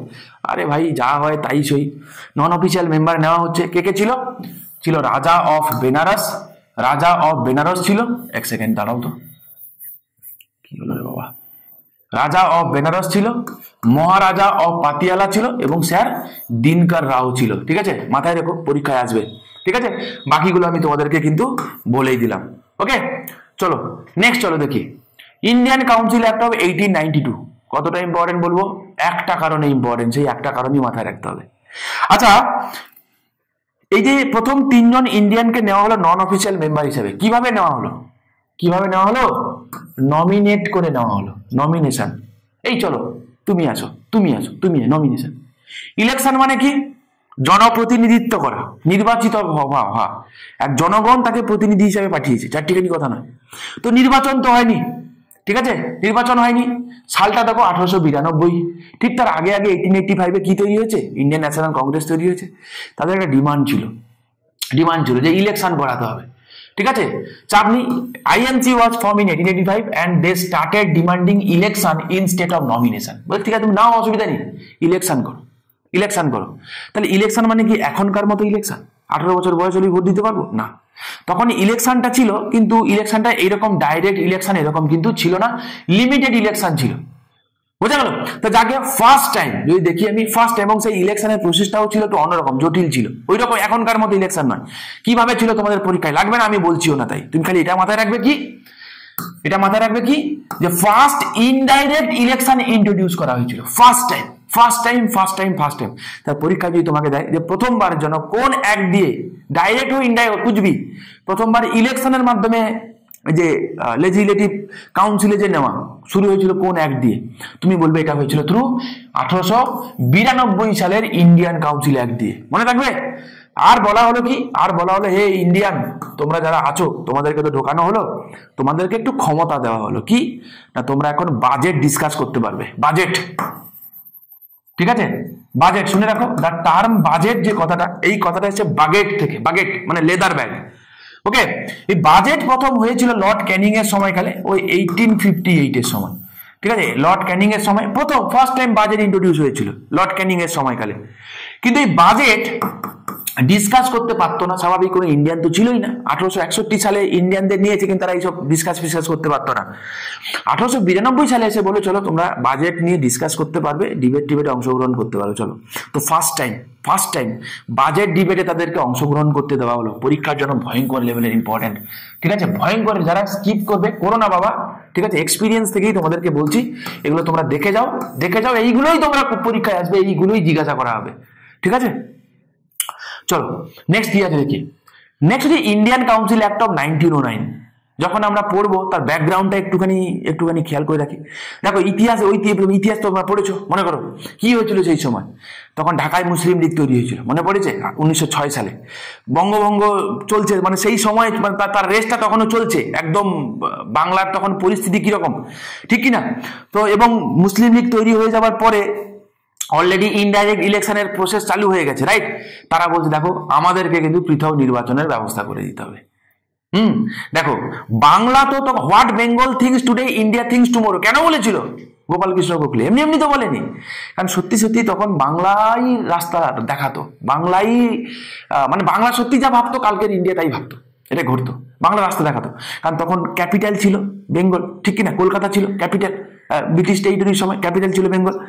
তো যখন পরবর্তীকালে চাপ পড়বে ক্যাপিটালটা শিফট করবে, কিন্তু পরের কথা আসো। তো দেখতে পাবো কি তাদের একটা দাবি ছিল যে মুসলিমদের জন্য পৃথক নির্বাচনের ব্যবস্থা করে দিতে হবে। তো ইংরেজরা এবারে হাতে কি পেলো? হাতে পুরো একদম সোনা পেলো, বলছে বাবা এরকম একটা সুযোগ পেয়েছি, কি করে হাতছাড়া করি। ঠিক আছে, 1909 সালে যখন ইন্ডিয়ান কাউন্সিল অ্যাক্ট হয় সেখানেই এটাকে ইন্ট্রোডিউস করে দেওয়া হয়। ঠিক আছে, এবং এই অ্যাক্টগুলো নাম অ্যাকচুয়ালি ইন্ডিয়ান কাউন্সিল অ্যাক্ট 1909। তোমাকে দিতে পারে যে কনস্টিটিউশনাল নেম কি 1909 সালের অ্যাক্ট, মরলে মিন্টো নাকি ইন্ডিয়ান কাউন্সিল অ্যাক্ট? তুমি বলে মরলে মিন্টো, আরে বাবা ওটাকে পপুলারলি মরলে মিন্টো বলে ডাকা হয়, একটার নাম মরলে মিন্টো নয়। বোঝা গেল?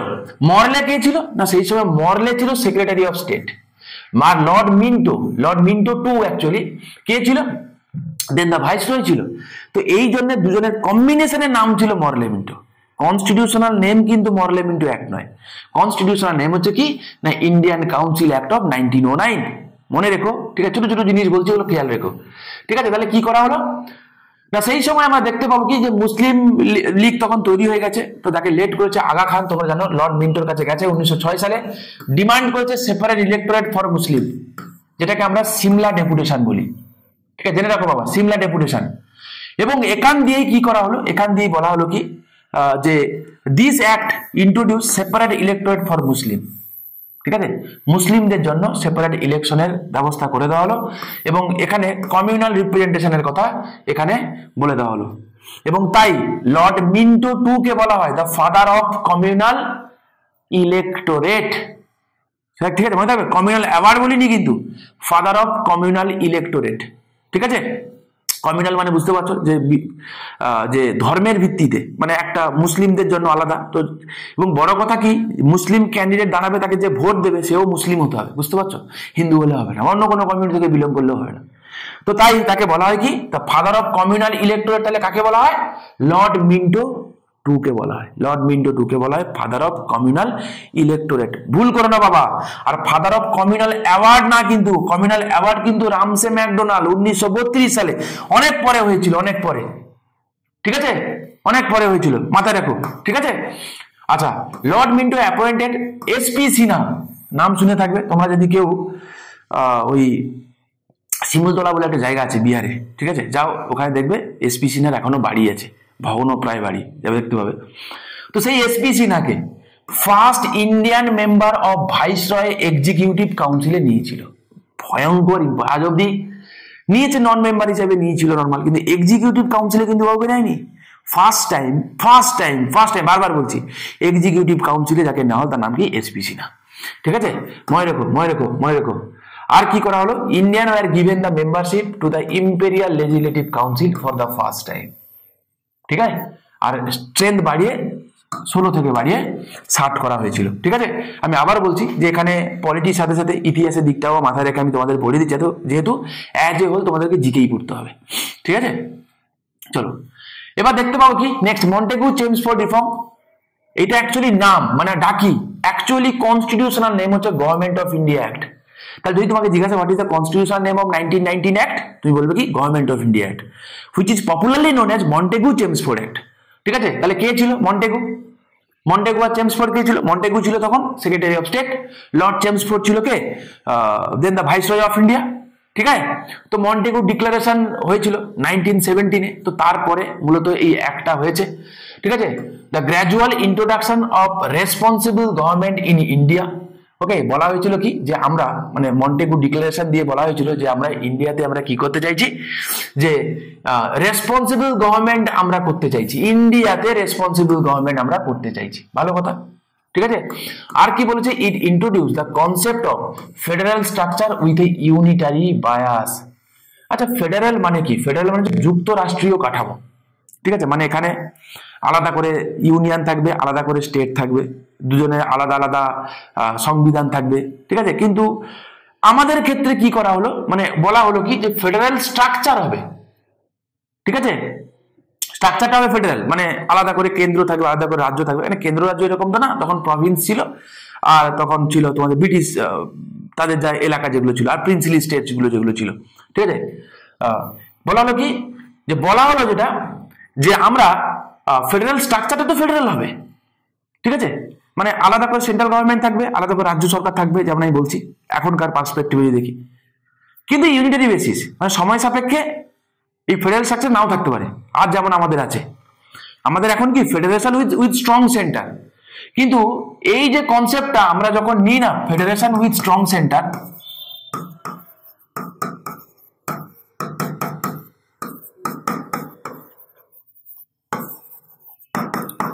এইটা আমরা নিয়েছি ফ্রম কানাডা থেকে, এটা আমরা নিয়েছি ফ্রম কানাডা থেকে, কানাডা থেকে আমরা নিয়েছি। কি ব্যাপার কি, আমরা যখন সময় আসবে আমি পড়াবো, চিন্তা করার কোনো কারণ নেই, ঠিক আছে। Dyarchy was introduce at the level of provinces. ভালো কথা, কি বলা হলো যে সাবজেক্ট, হোয়াট ইজ সাবজেক্ট, ধর টেলিকমিউনিকেশন, টেলিগ্রাফ, হ্যাঁ টেলিগ্রাফ, তখন টেলিকমিউনিকেশন ছিল কিনা, তারপর ধরে নাও এগ্রিকালচার, ঠিক আছে, তারপরে যা যা যা যা মাথায় আছে, ব্যাংক আছে, ঠিক আছে, ইন্স্যুরেন্স আছে, এডুকেশন আছে, আজকাল জামায় যা যা আছে, এগুলোকে এক একটা লিস্ট বলা হয়, ঠিক আছে।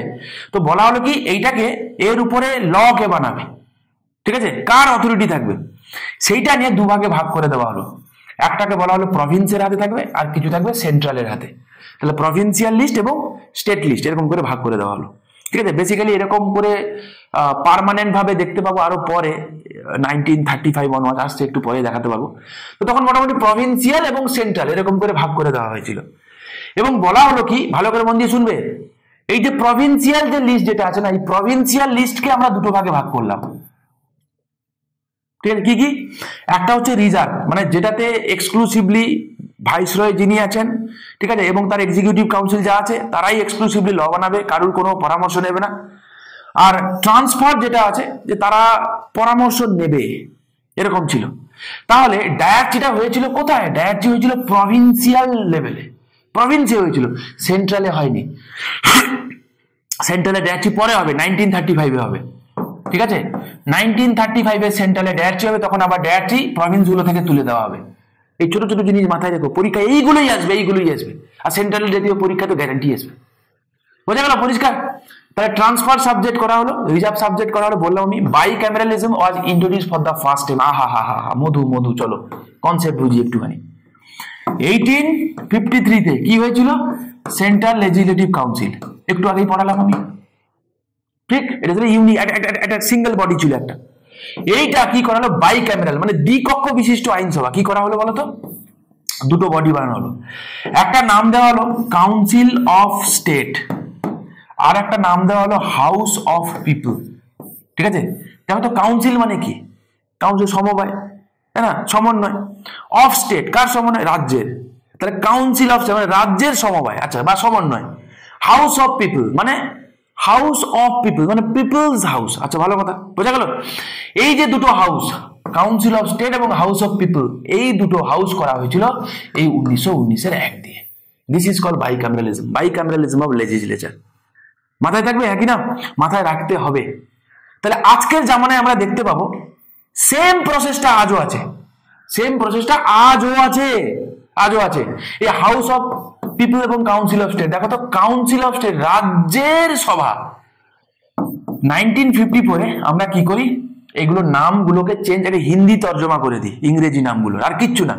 কাউন্সিল অফ স্টেট মানে রাজ্যের সভা, তাই এর নাম দেওয়া হয় রাজ্যসভা। হাউস অফ পিপল মানে পিপলস হাউস, পিপলস হাউস লোকের হাউস, তাই এর নাম দেওয়া হয় কি লোকসভা, ঠিক আছে। আমাদের আজও আছে।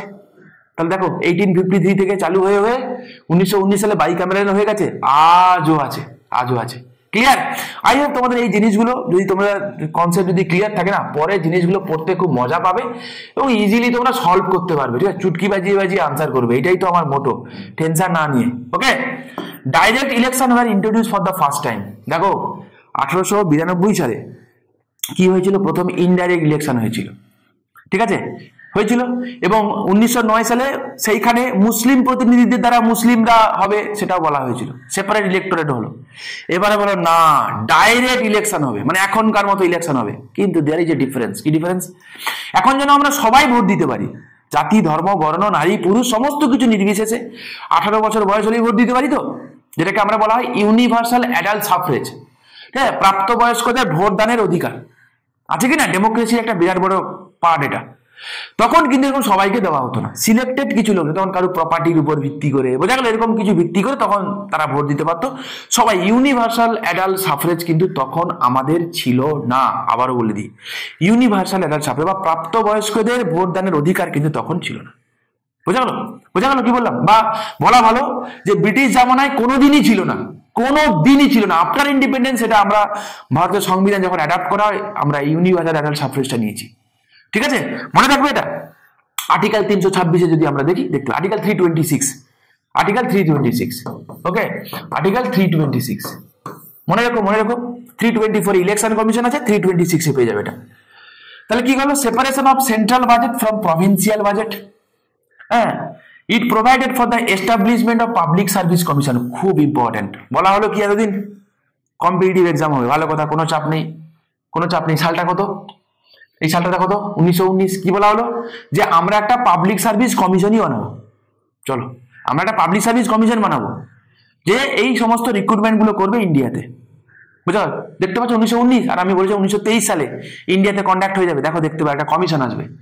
এবং ফাইনালি দেখতে পাবো কি 1923 সালে এইটারই যখন বলা হলো যে না, ইন্ডিয়াতেও সাইমালটেনিয়াসলি এক্সামিনেশন হবে, ইন্ডিয়ার জন্যই আলাদা করে করা হোক, তখন finally central public service commission set up করা হয় 1926 সালে on the recommendation of Lee commission. দেখো 1923 থেকে 24, লর্ড রিডিং এর সময়কালে। ঠিক আছে, লি লি লি কমিশন। পরীক্ষায় আসে বাবা, পরীক্ষায় তো আসে। ওকে, মনে থাকবে আশা করি এটা। আর করার high commissioner for India in London. আচ্ছা, হাই কমিশনার কাকে বলে বলো তো? যখন কোনো কমনওয়েলথ, কমনওয়েলথ বলতে বোঝায় যে ব্রিটিশ রাজত্ব করতো এমন যে জায়গাগুলোতে, রাজত্ব করতো বলবো না, ব্রিটিশদের কলোনি ছিল যে জায়গাগুলো, সেগুলোকে নিয়ে তৈরি হয় কি কমনওয়েলথ। বোঝা গেল? ব্রিটিশ কলোনি হতে হবে। কমনওয়েলথের হেডকোয়ার্টার কোথায় আছে? লন্ডনে আছে। কোথায় আছে বাবা? লন্ডনে আছে কমনওয়েলথের হেডকোয়ার্টার। মাথায় রেখো, পরীক্ষায় কুচবি পুছতে একটা, কুচবি কি আসবে যাই না, কিন্তু এগুলো জিজ্ঞাসা করে। ঠিক আছে, এবার যদি বলে যে সেই যে হাই কমিশনার, মানে আমরা যখন অ্যাম্বাসেডার বলি না, তুমি কমনওয়েলথ নেশনগুলোর জন্য হয় কি না, তোমার হচ্ছে কি হয়, হাই কমিশনার হয়। তো লন্ডনে আমরা প্রথম হাই কমিশনার পাঠাই কবে? 1919 সালে। তাহলে এখান থেকে স্যার মনে কি রাখবো? আপনি তো অনেক কিছু পড়ালেন, কি মনে রাখবো বলুন? মনে রাখবো বলতে ডায়ারচি কোথায় হয়েছিল? প্রভিন্সে হয়েছিল, এটা মনে রাখতে হবে। নাম্বার 1। নাম্বার 2, এটা হচ্ছে Indian government of India act এটা। নাম্বার 3, এটাকে মন্টেগু চেমসফোর্ড বলে ডাকা হয়। আর কি মনে রাখবো না, এখান থেকে সেন্ট্রাল পাবলিক সার্ভিস কমিশন তৈরি হয়েছিল, এটা মনে রাখতে হবে। ঠিক আছে, আর কি হয়েছিল? বাই ক্যামেরালিজম হয়েছিল। যে কথাগুলো আমি বললাম, এই কথাগুলো অবশ্যই মনে রাখতে হবে উইদাউট ফেল, উইদাউট ফেল। ঠিক আছে, পরীক্ষায় এগুলো সব থেকে বেশি বার আসে। নেক্সট চলো, সাইমন কমিশন। তোমরা জানো যে হিসাব মতো বলা হয়েছিল কি, আবার বলছি ক্লাসটা কিন্তু লম্বা হচ্ছে, কিন্তু আমি তোমাদের সঙ্গে গল্প করছি না নিশ্চয়ই। কি বোর ফিল করলে বলো, যদি এগুলো রেকর্ডেড ক্লাস তা ঠিক কথা, বোর যদি ফিল হয় বলো, আমি চেষ্টা করব। আর তোমাদের যদি লাইভ ক্লাস হয়, তোমাদের কেমন হয় যদি লাইভ ক্লাস হয়, সেগুলো তোমরা মতামত করে অবশ্যই জানিও। তাহলে আমি চেষ্টা করবো নেক্সট বার থেকে লাইভ ক্লাসে আসার, আমার ইচ্ছে আছে লাইভ ক্লাস করার তোমাদের সাথে। তো বলছে কি যে সাইমন কমিশন যেটা না, সাইমন কমিশনকে অ্যাপয়েন্ট করা অ্যাকচুয়ালি বেসিক্যালি 1919 সালের যে অ্যাক্টটা না, তাকে রিভাইজ করার জন্য বলা হয়েছে 10 বছর পরে একটা কমিশনকে অ্যাপয়েন্ট করা হবে। কিন্তু ফাইনালি প্রচন্ড চাপে পড়ে বিফোর মানে কমপ্লিট হয়ে যাওয়ার আগেই অ্যাপয়েন্ট করা হয়। সাইমন কমিশনকে পাঠানো হয় যে যাও, তো যাও কনস্টিটিউশনাল কি কি ডেডলক আছে দেখে আসো। তাই সাইমন কমিশন ইন্ডিয়াতে এসেছিল বেসিক্যালি কনস্টিটিউশনাল রিফর্ম করার জন্য। ঠিক আছে, কি বললাম? কনস্টিটিউশনাল রিফর্মের জন্য এসেছিল। 7 মেম্বার বডি ছিল, সবাই ব্রিটিশার্স ছিল, এই জন্য সবাই কি করলো, ইন্ডিয়ানরা তাকে বয়কট করলো। ঠিক আছে, জন সাইমন এটা হেড করেছিল বলে তার নাম ছিল সাইমন কমিশন। বেসিক্যালি এটা ছিল কি স্ট্যাটুটারি কমিশন। ঠিক আছে, মাথায় রেখো, তার সাইমন কমিশন ছিল একটা স্ট্যাটুটারি কমিশন। স্ট্যাটুটারি মানে কি? মানে যেটা পার্লামেন্ট অ্যাক্ট করে বানিয়েছে। কোন পার্লামেন্ট বানিয়েছে? ব্রিটিশ পার্লামেন্ট অ্যাক্ট করে বানিয়েছে। ঠিক আছে, report on the condition of Indian under new constitution. তো বলছে 1919-এ যেটা হলো, যেটা দেওয়া হলো, সেই অনুযায়ী একটা রিপোর্ট দাও, কি কন্ডিশন চলছে রিপোর্ট দাও। তো ফাইনালি তারা রিপোর্ট জমা দিল, মাথায় রাখবে। হ্যাঁ, এবং সেখানে বললো কি যে ডায়ারচি যেটা করা হয়েছিল না, ডায়ারচি কোথায় করা হয়েছিল? দেখে রাখো কোথায় প্রভিন্সে করা হয়েছিল, বলছে ড্যাচি অ্যাবলিশ করে দাও, রাখার দরকার নেই। এই ড্যাচি অ্যাবলিশ করে দাও, রাখার দরকারই নেই। ঠিক আছে, বলা হলো কি ড্যাচিকে অ্যাবলিশ করে দাও। এবং establishment of federation of British Indian princely state. আর কি বলা হলো, বলা হলো তোমাদের মনে আছে আমি যে পিঙ্ক জায়গাগুলো দেখিয়েছিলাম এবং তার সাথে সাথে আমি বেশ কিছু তোমাদেরকে আমি ইয়েলো জায়গাগুলো দেখিয়েছিলাম। তো ইয়েলো জায়গাগুলো ছিল প্রিন্সলি স্টেট বলেছিলাম তোমাদেরকে। তো বলা হল চলো এক কাজ করো, একটা অল ইন্ডিয়া ফেডারেশন তৈরি হোক, অল ইন্ডিয়া ফেডারেশন। ঠিক আছে, অল ইন্ডিয়া ফেডারেশন তৈরি হোক, যেখানে যেখানে যেখানে কি করা হবে, প্রিন্সলি স্টেট এবং ব্রিটিশ প্রভিন্স এই দুটোকে নিয়ে তৈরি হবে অল ইন্ডিয়া ফেডারেশন। প্রপোজাল দিল। আর কি বলা হলো, আর বলা হলো কি যে কমিউনাল ইলেক্টোরেট যেমন চলছে তেমনি চলুক। এর উপর ভিত্তি করে একটা হোয়াইট পেপার ইস্যু করা হলো। পরীক্ষায় এসেছিল তোমাদের এই বছর WBCS এর মেন্সে এসেছিল, সেটা তো আসে কখনো কখনো। হোয়াইট পেপার আমাদের যে অফিসিয়াল ডকুমেন্ট ইন্ডিয়াতে হোয়াইট পেপার বলে রাখা হয়। ঠিক আছে, মাথায় রেখো। এবং যেটা পাবলিশ করা হয় 1930 সালে। ঠিক আছে, মানে সাইমন কমিশনের রিপোর্টটা পাবলিশ হয় 1930 সালে। এই সাইমন কমিশনের উপর ভিত্তি করে তিনটে রাউন্ড টেবিল কনফারেন্স হয়, হিস্ট্রিতে তোমরা পড়বে। ঠিক আছে, তিনটে রাউন্ড টেবিল কনফারেন্স হয়, আমি তোমাদের করাবো, চিন্তা করার কোনো কারণ নেই। সেই তিনটে রাউন্ড টেবিল কনফারেন্সের পরে তার আউটকাম হিসেবে যে অ্যাক্ট পাস হচ্ছে, সেই অ্যাক্টের নাম হচ্ছে government of India act 1935। I hope তোমাদের আমি বোঝাতে পেরেছি। ঠিক আছে, এর হিস্টোরিক্যাল তাৎপর্য অনেকটাই আছে, যতটুকু জিনিস তোমাদের মেন কাজে লাগবে মোদ্দা কথাগুলো আমি তোমাদেরকে বলে যাচ্ছি। বোঝা গেল কি বললাম? তো গভর্নমেন্ট অফ ইন্ডিয়া একটা কি করা হয়েছিল, ভয়ঙ্কর ভয়ঙ্কর জিনিস হয়েছিল, সবকটা আমাদের পড়তে হবে এবং মাথায় একদম কি বলবো মাথায় ঢুকিয়ে রাখতে হবে। বলা হলো establishment of all India federation. কাকে কাকে নিয়ে তৈরি হবে, কে বলেছিল? বললাম এই যে সাইমন কমিশন রেকমেন্ডেশন দিয়েছিল, প্রভিন্স এবং প্রিন্সলি স্টেট নিয়ে তৈরি হবে বলা হয়েছিল। আর কি বলা হলো, বলা হলো যে the act divide the power, পাওয়ারটাকে বাইফার্কেট করা হলো। কিরকম করে বলা হলো না, এখন করা হবে ফেডারেল লিস্ট, প্রভিন্সিয়াল লিস্ট এবং কনকারেন্ট লিস্ট। ওই যে লিস্টগুলো যেগুলো ছিল না, সেই লিস্টগুলো মানে কি, ফেডারেল লিস্ট মানে কি যেটা ইউনিয়ন দেখবে, প্রভিন্সিয়াল লিস্ট মানে কি যেগুলো প্রভিন্স গুলো দেখবে। ঠিক আছে, আর কনকারেন্ট লিস্ট মানে কি যেগুলো যুগ্মভাবে দেখা হবে। দেখো তো আজকে জামানায় এগুলো আছে কিনা। আমরা যদি আর্টিকেল 246 দেখি, তাহলে সেখানে এন্ট্রি নাম্বার 1 এ দেখতে পাবো ইউনিয়ন লিস্টের কথা, এন্ট্রি নাম্বার 2 তে দেখতে পাবো স্টেট লিস্টের কথা, এন্ট্রি নাম্বার 3 তে দেখতে পাবো কি আমরা কনকারেন্ট লিস্টের কথা। আছে কিনা? এখন তো আমাদের সংবিধানে আছে। দেখো এই রুটটা দেখো 1935 সাল থেকে আমরা পেয়েছি। ঠিক, এবং এই কনকারেন্ট লিস্টে যে কনসেপ্টটা, এটা আমরা বড় করেছি ফ্রম অস্ট্রেলিয়া থেকে। ঠিক আছে, মনে থাকো বাবা, কোথা থেকে বড় করেছি বাবা? ফ্রম অস্ট্রেলিয়া থেকে আমরা এটা বড় করেছি। হ্যাঁ, মনে রাখবে। The residuary power were vested with the governor general. What is residuary power? Residuary মানে হচ্ছে অতিরিক্ত, এক্সট্রা কিছু। আচ্ছা, যে সাবজেক্ট ম্যাটার গুলো, যে বিষয়বস্তুগুলো এই তিনটে লিস্টের কোথাও নেই, এর বাইরে যদি এমন কোনো বিষয়বস্তু থাকে তাকেই বলা হবে রেসিডুয়ারি লিস্ট। ক্লিয়ার? বোঝা গেছে? তাই তিনটে লিস্টের বাইরে যদি কিছু থাকে তাকে বলবো রেসিডুয়ারি। এবং তখন রেসিডুয়ারি পাওয়ার কে এনজয় করতো? ভাইসরয় এনজয় করতো। ঠিক আছে, মানে বলা ভালো গভর্নর জেনারেল এনজয় করতো বা ভাইসরয়, যাই হোক, কারণ তখন অ্যাকচুয়ালি ভাইসরয় ছিল, চাপ নেই। ঠিক আছে, তারা তিনি এনজয় করতেন। ওকে, এখন রেসিডুয়ারি পাওয়ার কে এনজয় করে? রাইট নাও কি করে বুঝবো না, আর্টিকেল 248 এ যদি দেখি, আর্টিকেল 248 এ দেখবো কি রেসিডুয়ারি পাওয়ারের কথা বলা হয়। রেসিডুয়ারি পাওয়ার এনজয় করে one and only union legislature. কে বললাম আমি? One and only union legislature residuary power enjoy করে। ঠিক আছে, বলা ভালো পার্লামেন্ট। ঠিক আছে, কারণ সেটা করতে গেলে তো অ্যাক্ট করতে হবে। কে করতে পারে? পার্লামেন্ট। মাথা রাখবে বাবা। ঠিক আছে, আর্টিকেল 248 এ আছে, এখনো আছে। তাহলে বুঝতে পারলে যে জিনিসগুলো আমাদের হিস্টোরিক্যাল ব্যাকগ্রাউন্ডটা এই কারণে ইম্পর্টেন্ট, যে জিনিসগুলো আমরা পড়ছি, যে হঠাৎ করে আসেনি আর কি। বোঝা গেল? চলো, ঠিক আছে। আর কি করা হলো? The act abolish the dyarchy in the provinces. বলেছিল কিনা প্রভিন্স থেকে ডায়ারচি তুলে দাও। কি তুলে দিয়ে কি করবে না, বলা হলো তার জায়গায় ইন্ট্রোডিউস করো প্রভিন্সিয়াল অটোনমি। ঠিক আছে, প্রভিন্সিয়াল অটোনমি মানে কি না, প্রভিন্স গুলোকে কিছু এই যে দিয়ে দেওয়া হলো আইটেম, এই যে প্রভিন্সে কিছু আইটেম দিয়ে দেওয়া হয়েছে, যা তোমরা ওখানে ল বানাও, তোমাদের মতো করে কাজকর্ম করো। ঠিক আছে, যেই provincial autonomy demand Indian national Congress করতো, চাও প্রভিন্সিয়াল অটোনমির কিছু ফিচার হয়, তার মধ্যে একটা হচ্ছে ডিভিশন অফ পাওয়ার, একটা বাইক্যামেরালিজম, দ্বিকক্ষ বিশিষ্ট আইনসভা। তো দিয়ে দেওয়া হলো বাইক্যামেরালিজম, স্টেট মানে প্রভিন্স গুলোকেও বলো তোমরা চাইলে দ্বিকক্ষ বিশিষ্ট আইনসভা বানাও। লেজিসলেটিভ অ্যাসেম্বলি, লেজিসলেটিভ কাউন্সিল আজও আছে। বুঝা গেল? আর ডিভিশন অফ পাওয়ার মানে যে ডিভিশন অফ পাওয়ার তো হয়ে গেল, বুঝা গেল? তাহলে কি বলা হলো? তাহলে বলা হলো যে যে ডায়াট্রিকে তোমরা তুলে দাও, তার জায়গায় দাও প্রভিন্সিয়াল অটোনমি দেওয়া হলো, ঠিক আছে? এবং করা হলো কি যে ডায়াট্রি প্রভিন্স গুলো থেকে তুলে ওই ডায়াট্রি ইউনিয়নে দাও, সেন্টারে দাও, ডায়াট্রি এট দ্য সেন্টার, ঠিক আছে?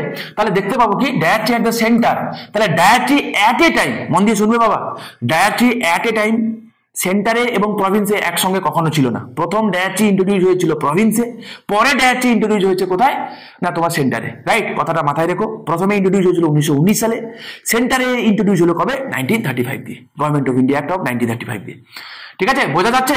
তোমরা মজা পাচ্ছ কি? বোর হচ্ছ না তো ক্লাসে? দেখো ক্লাসে বোর হয়েও না, ঠিক আছে? ক্লাসে যদি বোর হতে শুরু করো খুব মুশকিল। আর আমি ক্লাসে একটু গল্প গুজব কম করি, হ্যাঁ, কারণ আমি মনে করি যে পড়তে এসি, অল্প সময় পেয়েছি, যা পেয়েছি সলিড ভাবে পড়ে নেবো, কি বলো? ভালো করে পড়ে নি, পরীক্ষাটা তোমরা সিলেকশন পেয়ে যাও, তারপরে কোন দিন নয় আমরা গল্প করবো, কনসি বড়ি বাত হয়, ঠিক আছে? আচ্ছা, এবারে কি বলো, কাউন্সিল অফ ইন্ডিয়া তোমাদের মনে আছে? সেক্রেটারি অফ স্টেট ছিল, মনে আছে? তাকে অ্যাসিস্ট করার জন্য 15 মেম্বারের কাউন্সিল অফ ইন্ডিয়া বানানো হয়েছিল, তো সেটাকে অ্যাবলিশ করে দেওয়া হলো, ঠিক আছে? সেটাকে আমরা কি করলাম? অ্যাবলিশ করে দেওয়া হলো। আর কি করা হলো? রিজার্ভ ব্যাংক অফ ইন্ডিয়া তৈরি করা হলো। পরীক্ষার জন্য ভয়ঙ্কর লেভেলের important. Reserve bank of India কবে তৈরি হয়েছে? কতবার এসছে পরীক্ষায় বলো? 1 এপ্রিল 1935। এটা গান আছে না, এপ্রিল ফুল বানায়া, তো সেই এপ্রিল ফুলের দিন তৈরি হয়েছিল রিজার্ভ ব্যাংক অফ ইন্ডিয়া, মনে থাকবে? তো এইটা ন্যাশনালাইজ হয়েছিল কবে রিজার্ভ ব্যাংক? এটাও পরীক্ষায় কখনো কখনো আসে। ন্যাশনালাইজ হয়েছিল 1 জানুয়ারি 1949, ঠিক আছে? 1 জানুয়ারি 1949 কি হয়েছিল? আরবিআই কে ন্যাশনালাইজ করা হয়েছিল, পরীক্ষায় এটাও আসে, ঠিক আছে? মাথায় রেখো। নেক্সট, এস্টাবলিশ করা হয়েছিল কি? Public service commission. দেখো এর আগে সেন্ট্রাল পাবলিক সার্ভিস কমিশন তৈরি করেছিলাম, রাইট? 1919 সালের অ্যাক্টে, লি কমিশনের রেকমেন্ডেশনে 1926 এর আগেটাই পড়ে না। এখন বলো না পাবলিক সার্ভিস কমিশন পুরো বাইফার্কেট হয়ে যাবে। কিরকম করে হয়ে যাবে না, সেন্টারের জন্য বা যেটা থাকবে সেন্টারের জন্য কি? ফেডারেল পাবলিক সার্ভিস কমিশন, ঠিক আছে? ফেডারেল পাবলিক সার্ভিস কমিশন থাকবে সেন্টারের জন্য। আর প্রভিন্স গুলোর জন্য কি থাকবে? প্রভিন্স গুলোর জন্য থাকবে provincial public service commission, provincial public service commission. আর একটা যৌথভাবে থাকবে, তাকে বলা হলো কি? জয়েন্ট পাবলিক সার্ভিস কমিশন, ঠিক আছে? Joint public service. যখনই বলবে ফেডারেল মানেই কিন্তু সব 1935 হয়েছিল। ওই তিনটে কথা বলা হলো। আচ্ছা, এখন কি এইগুলো আছে? আরে 100% আছে, 100% আছে। শোনো, এই ফেডারেল পাবলিক সার্ভিস কমিশনকে আমরা এখন ইউপিএসসি নামে ডাকি, নাই? বলো, এই প্রভিন্সিয়াল পাবলিক সার্ভিস কমিশনকে আমরা এখন এসপিএসসি বলে ডাকি, স্টেট পাবলিক সার্ভিস কমিশন বলে ডাকি। আর জয়েন্ট পাবলিক সার্ভিস কমিশন এটা কোনো কনস্টিটিউশনাল বডি নয়, এটা কোনো কনস্টিটিউশনাল বডি নয়। হ্যাঁ, ইউপিএসসি এবং এসপিএসসির কথা আমরা দেখতে পাবো আর্টিকেল 315-তে। হ্যাঁ, আমরা দেখতে পাবো কোথায়? আর্টিকেল 315-তে দেখতে পাবো। আর জেপিএসসি এটা কোনো কনস্টিটিউশনাল বডি নয়, এটা চাইলে পার্লামেন্ট চাইলে, ঠিক আছে, পার্লামেন্ট চাইলে টাইম টু টাইম বানাতে পারে। এটা একটা স্ট্যাটুটারি বডি। এটা কি রকম টাইপের বডি? এটা একটা স্ট্যাটুটারি বডি, মনে থাকবে? এটা একটা স্ট্যাটুটারি বডি, ঠিক আছে? মাথায় রেখো, ভয়ঙ্কর লেভেলের কিন্তু ইম্পর্টেন্ট এগুলো। ওকে, সামনে তোমাদের দেখো জানুয়ারি শেষে কিংবা ফেব্রুয়ারিতে পরীক্ষা। অলরেডি এটা কিন্তু চলছে নভেম্বর, ডিসেম্বর আর জানুয়ারি, 2 মাস বাকি। সিলেবাস কিন্তু অনেক বড়, তাই আমাদের ক্লাসগুলো লম্বা হবে। পড়ে যাও যাতে তোমাদেরকে কষ্ট করে আর না পড়তে হয়, এই হচ্ছে কাজ। ক্লাসগুলো লম্বা হলে হোক, তোমরা যারা সিরিয়াস তারা নিশ্চয়ই দেখবে, আর যারা সিরিয়াস নয় তারা এমনিও দেখবে না। তোমাদের আর কি বলি বলো, দেখো চেষ্টা করে, ঠিক আছে?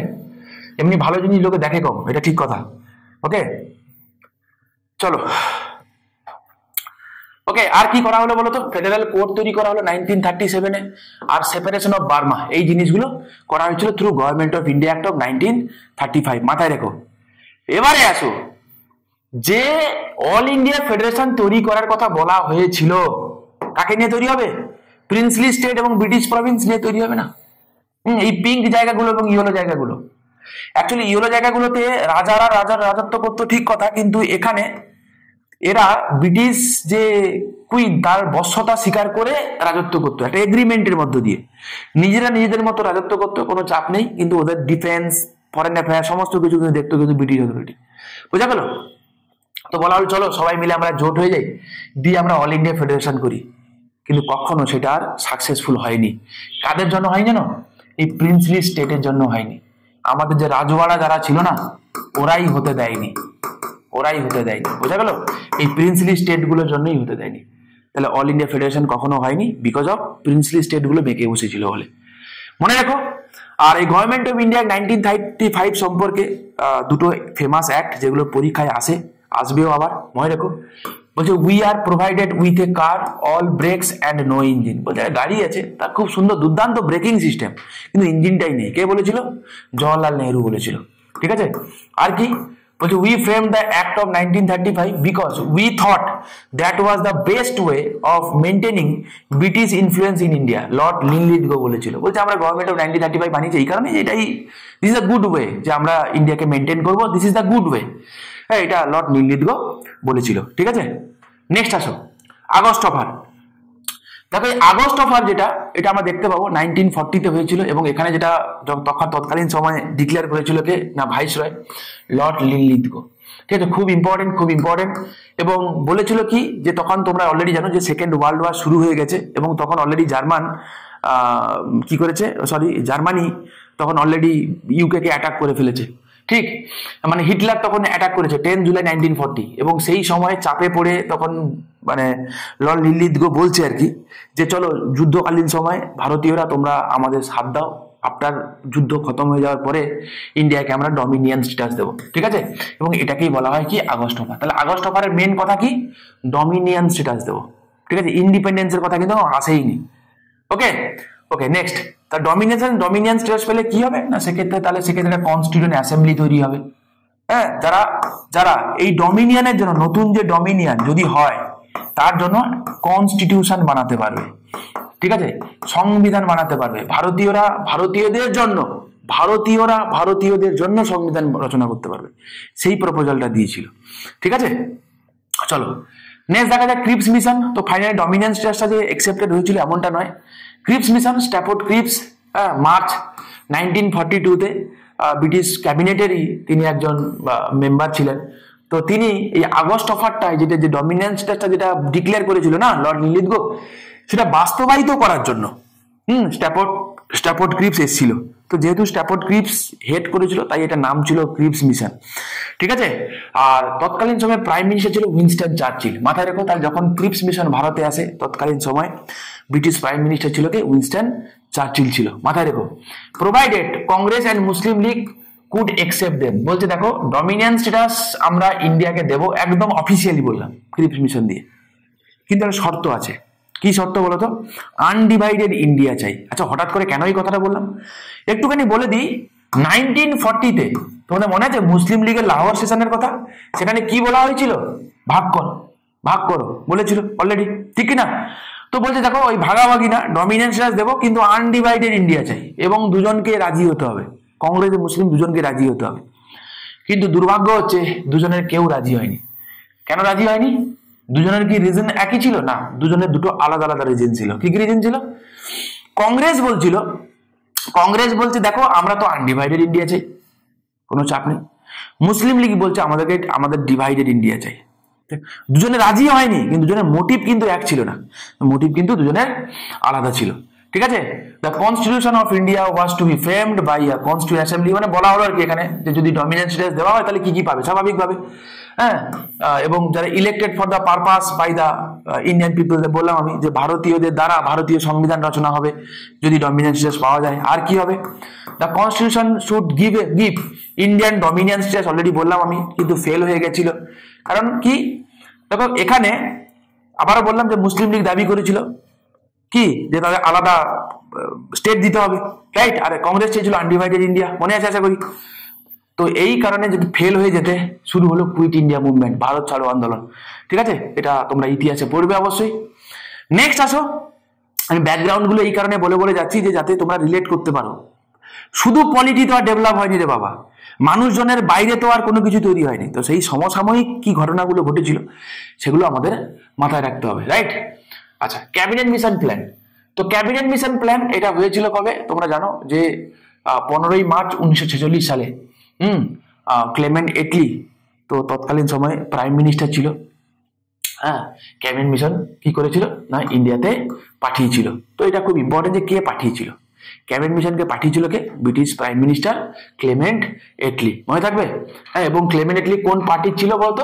ক্লেমেন্ট এটলি ছিল লেবার পার্টির ছিল। ওকে, এবার এই ক্যাবিনেট মিশনে 3জন মিনিস্টার ছিল, 3জনই কিন্তু ক্যাবিনেট মিনিস্টার ছিল, মাথায় রেখো। বারবার করে বলছি, এই কারণে বলছি যে এগুলো কিন্তু একদম রক্তে ঢুকিয়ে নিতে হবে, নাহলে কিন্তু এই এক্সাম ক্লিয়ার করা কিন্তু টাফ হয়ে যাবে বাবা, ঠিক আছে? দেখে রাখো, আমি ভয় দেখাচ্ছি না, খালি একটু ধ্যান দিয়ে পড়ো না, তাই হয় না, মন দিয়ে পড়লে নিশ্চয়ই হবে না। আর কি কারণ আছে বলো তো? কে কে ছিল? প্যাথিক লরেন্স ছিল, স্ট্যাফোর্ড ক্রিপস ছিল এবং এভি আলেকজান্ডার ছিল, ঠিক আছে? মাথায় রেখো। এবারে এও এসে বলছে যে আমরা কনস্টিটিউয়েন্ট অ্যাসেম্বলি সেটআপের কথা বলি। ফাইন, অফিসিয়ালি চলো ইন্ডিয়াকে ডমিনেন্স দেবো এবং আমরা কি করব, এটা কি বলেছিলাম যে যদি ডমিনেন্স ইন্ডিয়া পায় তাহলে যেটা হবে সেটা কি হবে, যে একটা কনস্টিটিউয়েন্ট অ্যাসেম্বলি থাকবে, যেটা ভারতীয়দের জন্য সংবিধান রচনা করতে পারবে। মনে আছে আমি শুরুতেই বলেছিলাম যে 15ই আগস্ট 1947 সাল থেকে 26শে জানুয়ারি 1950 এই সময়টা ইন্ডিয়া ডমিনিয়ন ছিল, মনে আছে?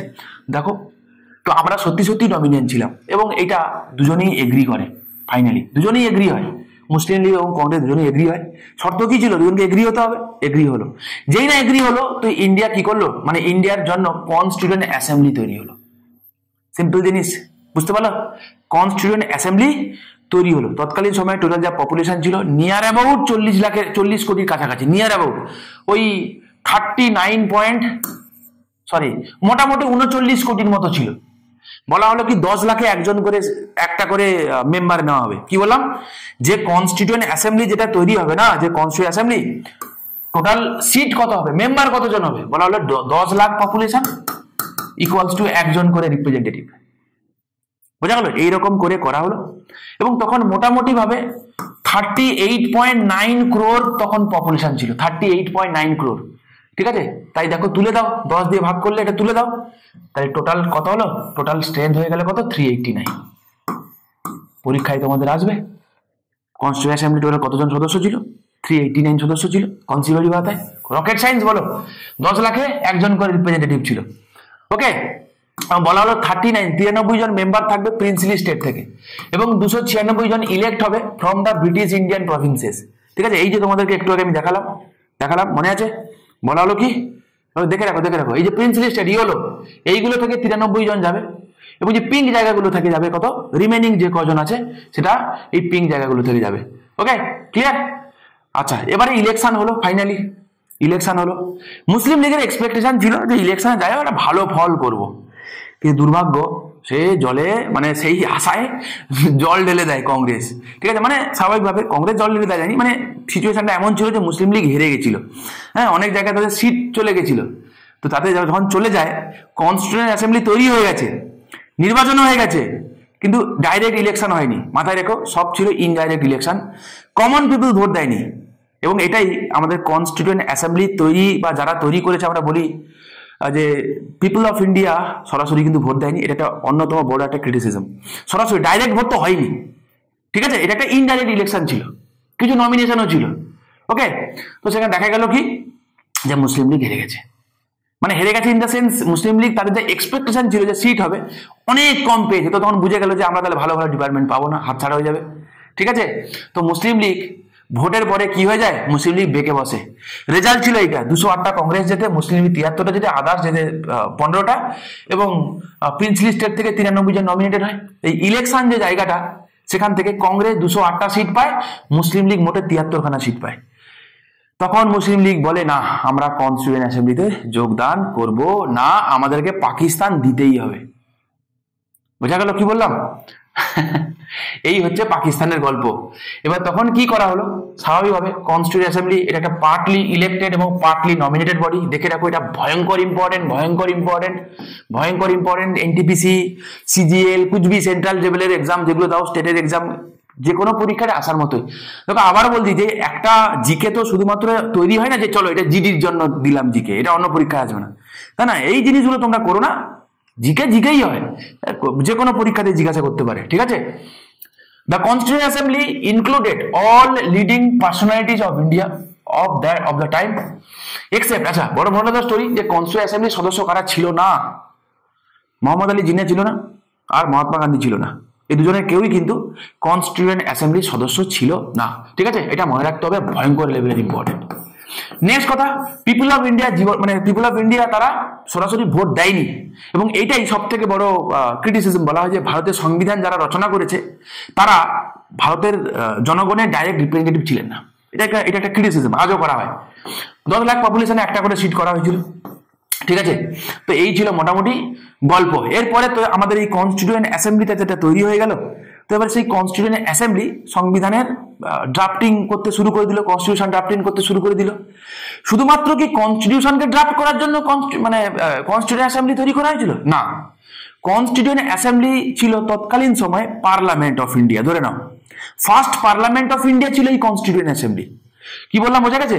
দেখো ব্রিটিশ অথরিটিতে চলে গেছে, বা ব্রিটিশ অথরিটি চলে গেছে বলাটা ঠিক হয় না, মানে এখন আপাতত বলাটা আমার ঠিক হয়নি। কেন হয়নি আমি একটু পরে আসছি।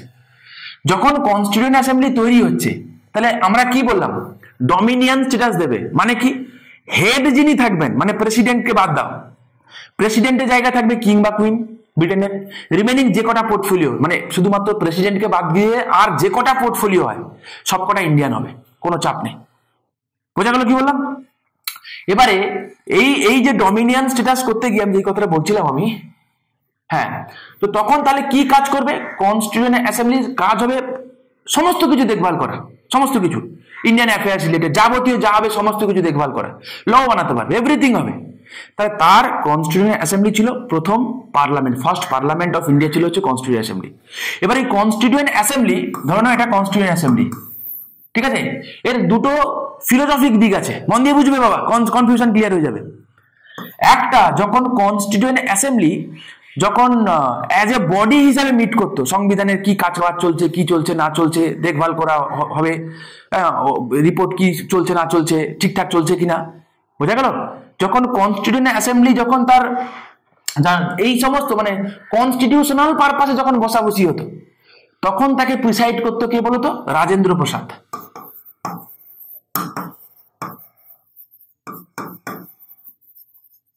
ঠিক আছে।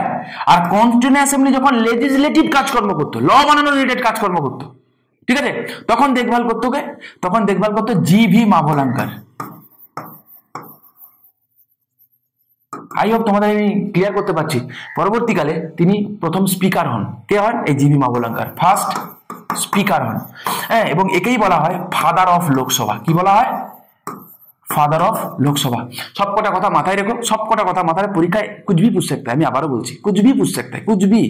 যেদিন কাজে লাগবে সেদিন মোচে তাও দেবে, একটা একটা করে আনসার করে আসবে, এরকম করতে করতে বাস সোজা কথা মনে থাকবে। আর রাজেন্দ্র প্রসাদ কি হয়ে যায়?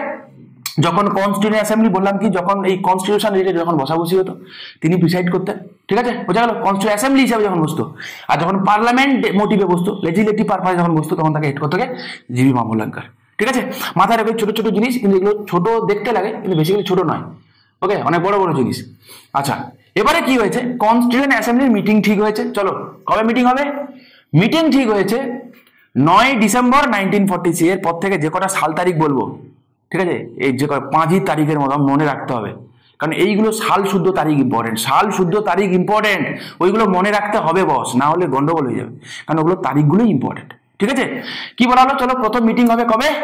9 ডিসেম্বর 1946। পরীক্ষায় এমন কোনো পরীক্ষা নেই, মানে ইউপিএসসি থেকে শুরু করে গ্রুপ ডি সব পরীক্ষায় এসছে, ঠিক আছে, মাথায় রাখবে তাহলে এটা, যে first meeting of constituent assembly কবে হয়েছিল?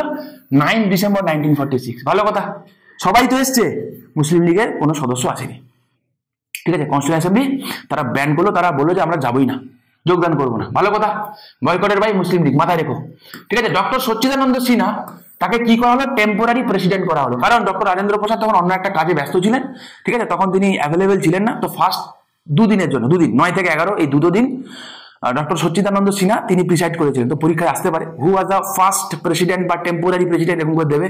তো ডক্টর সচ্চিদানন্দ সিনহা 2 দিনের জন্য ছিলেন, 2 দিন, ঠিক আছে। তারপরে পার্মানেন্টলি কে আসে? On December 11, 1946, the Indian National Congress elected Dr. Rajendra Prasad as the permanent chairman of Constituent Assembly. ঠিক আছে, তাহলে কনস্টিটিউয়েন্ট অ্যাসেম্বলি আবার বলছি, যখন কনস্টিটিউশনের কাজকর্ম করতে কে হেড করতে কে? রাজেন্দ্র প্রসাদ, চেয়ারম্যান বলে ডাকতাম, ঠিক আছে, মনে থাকবে।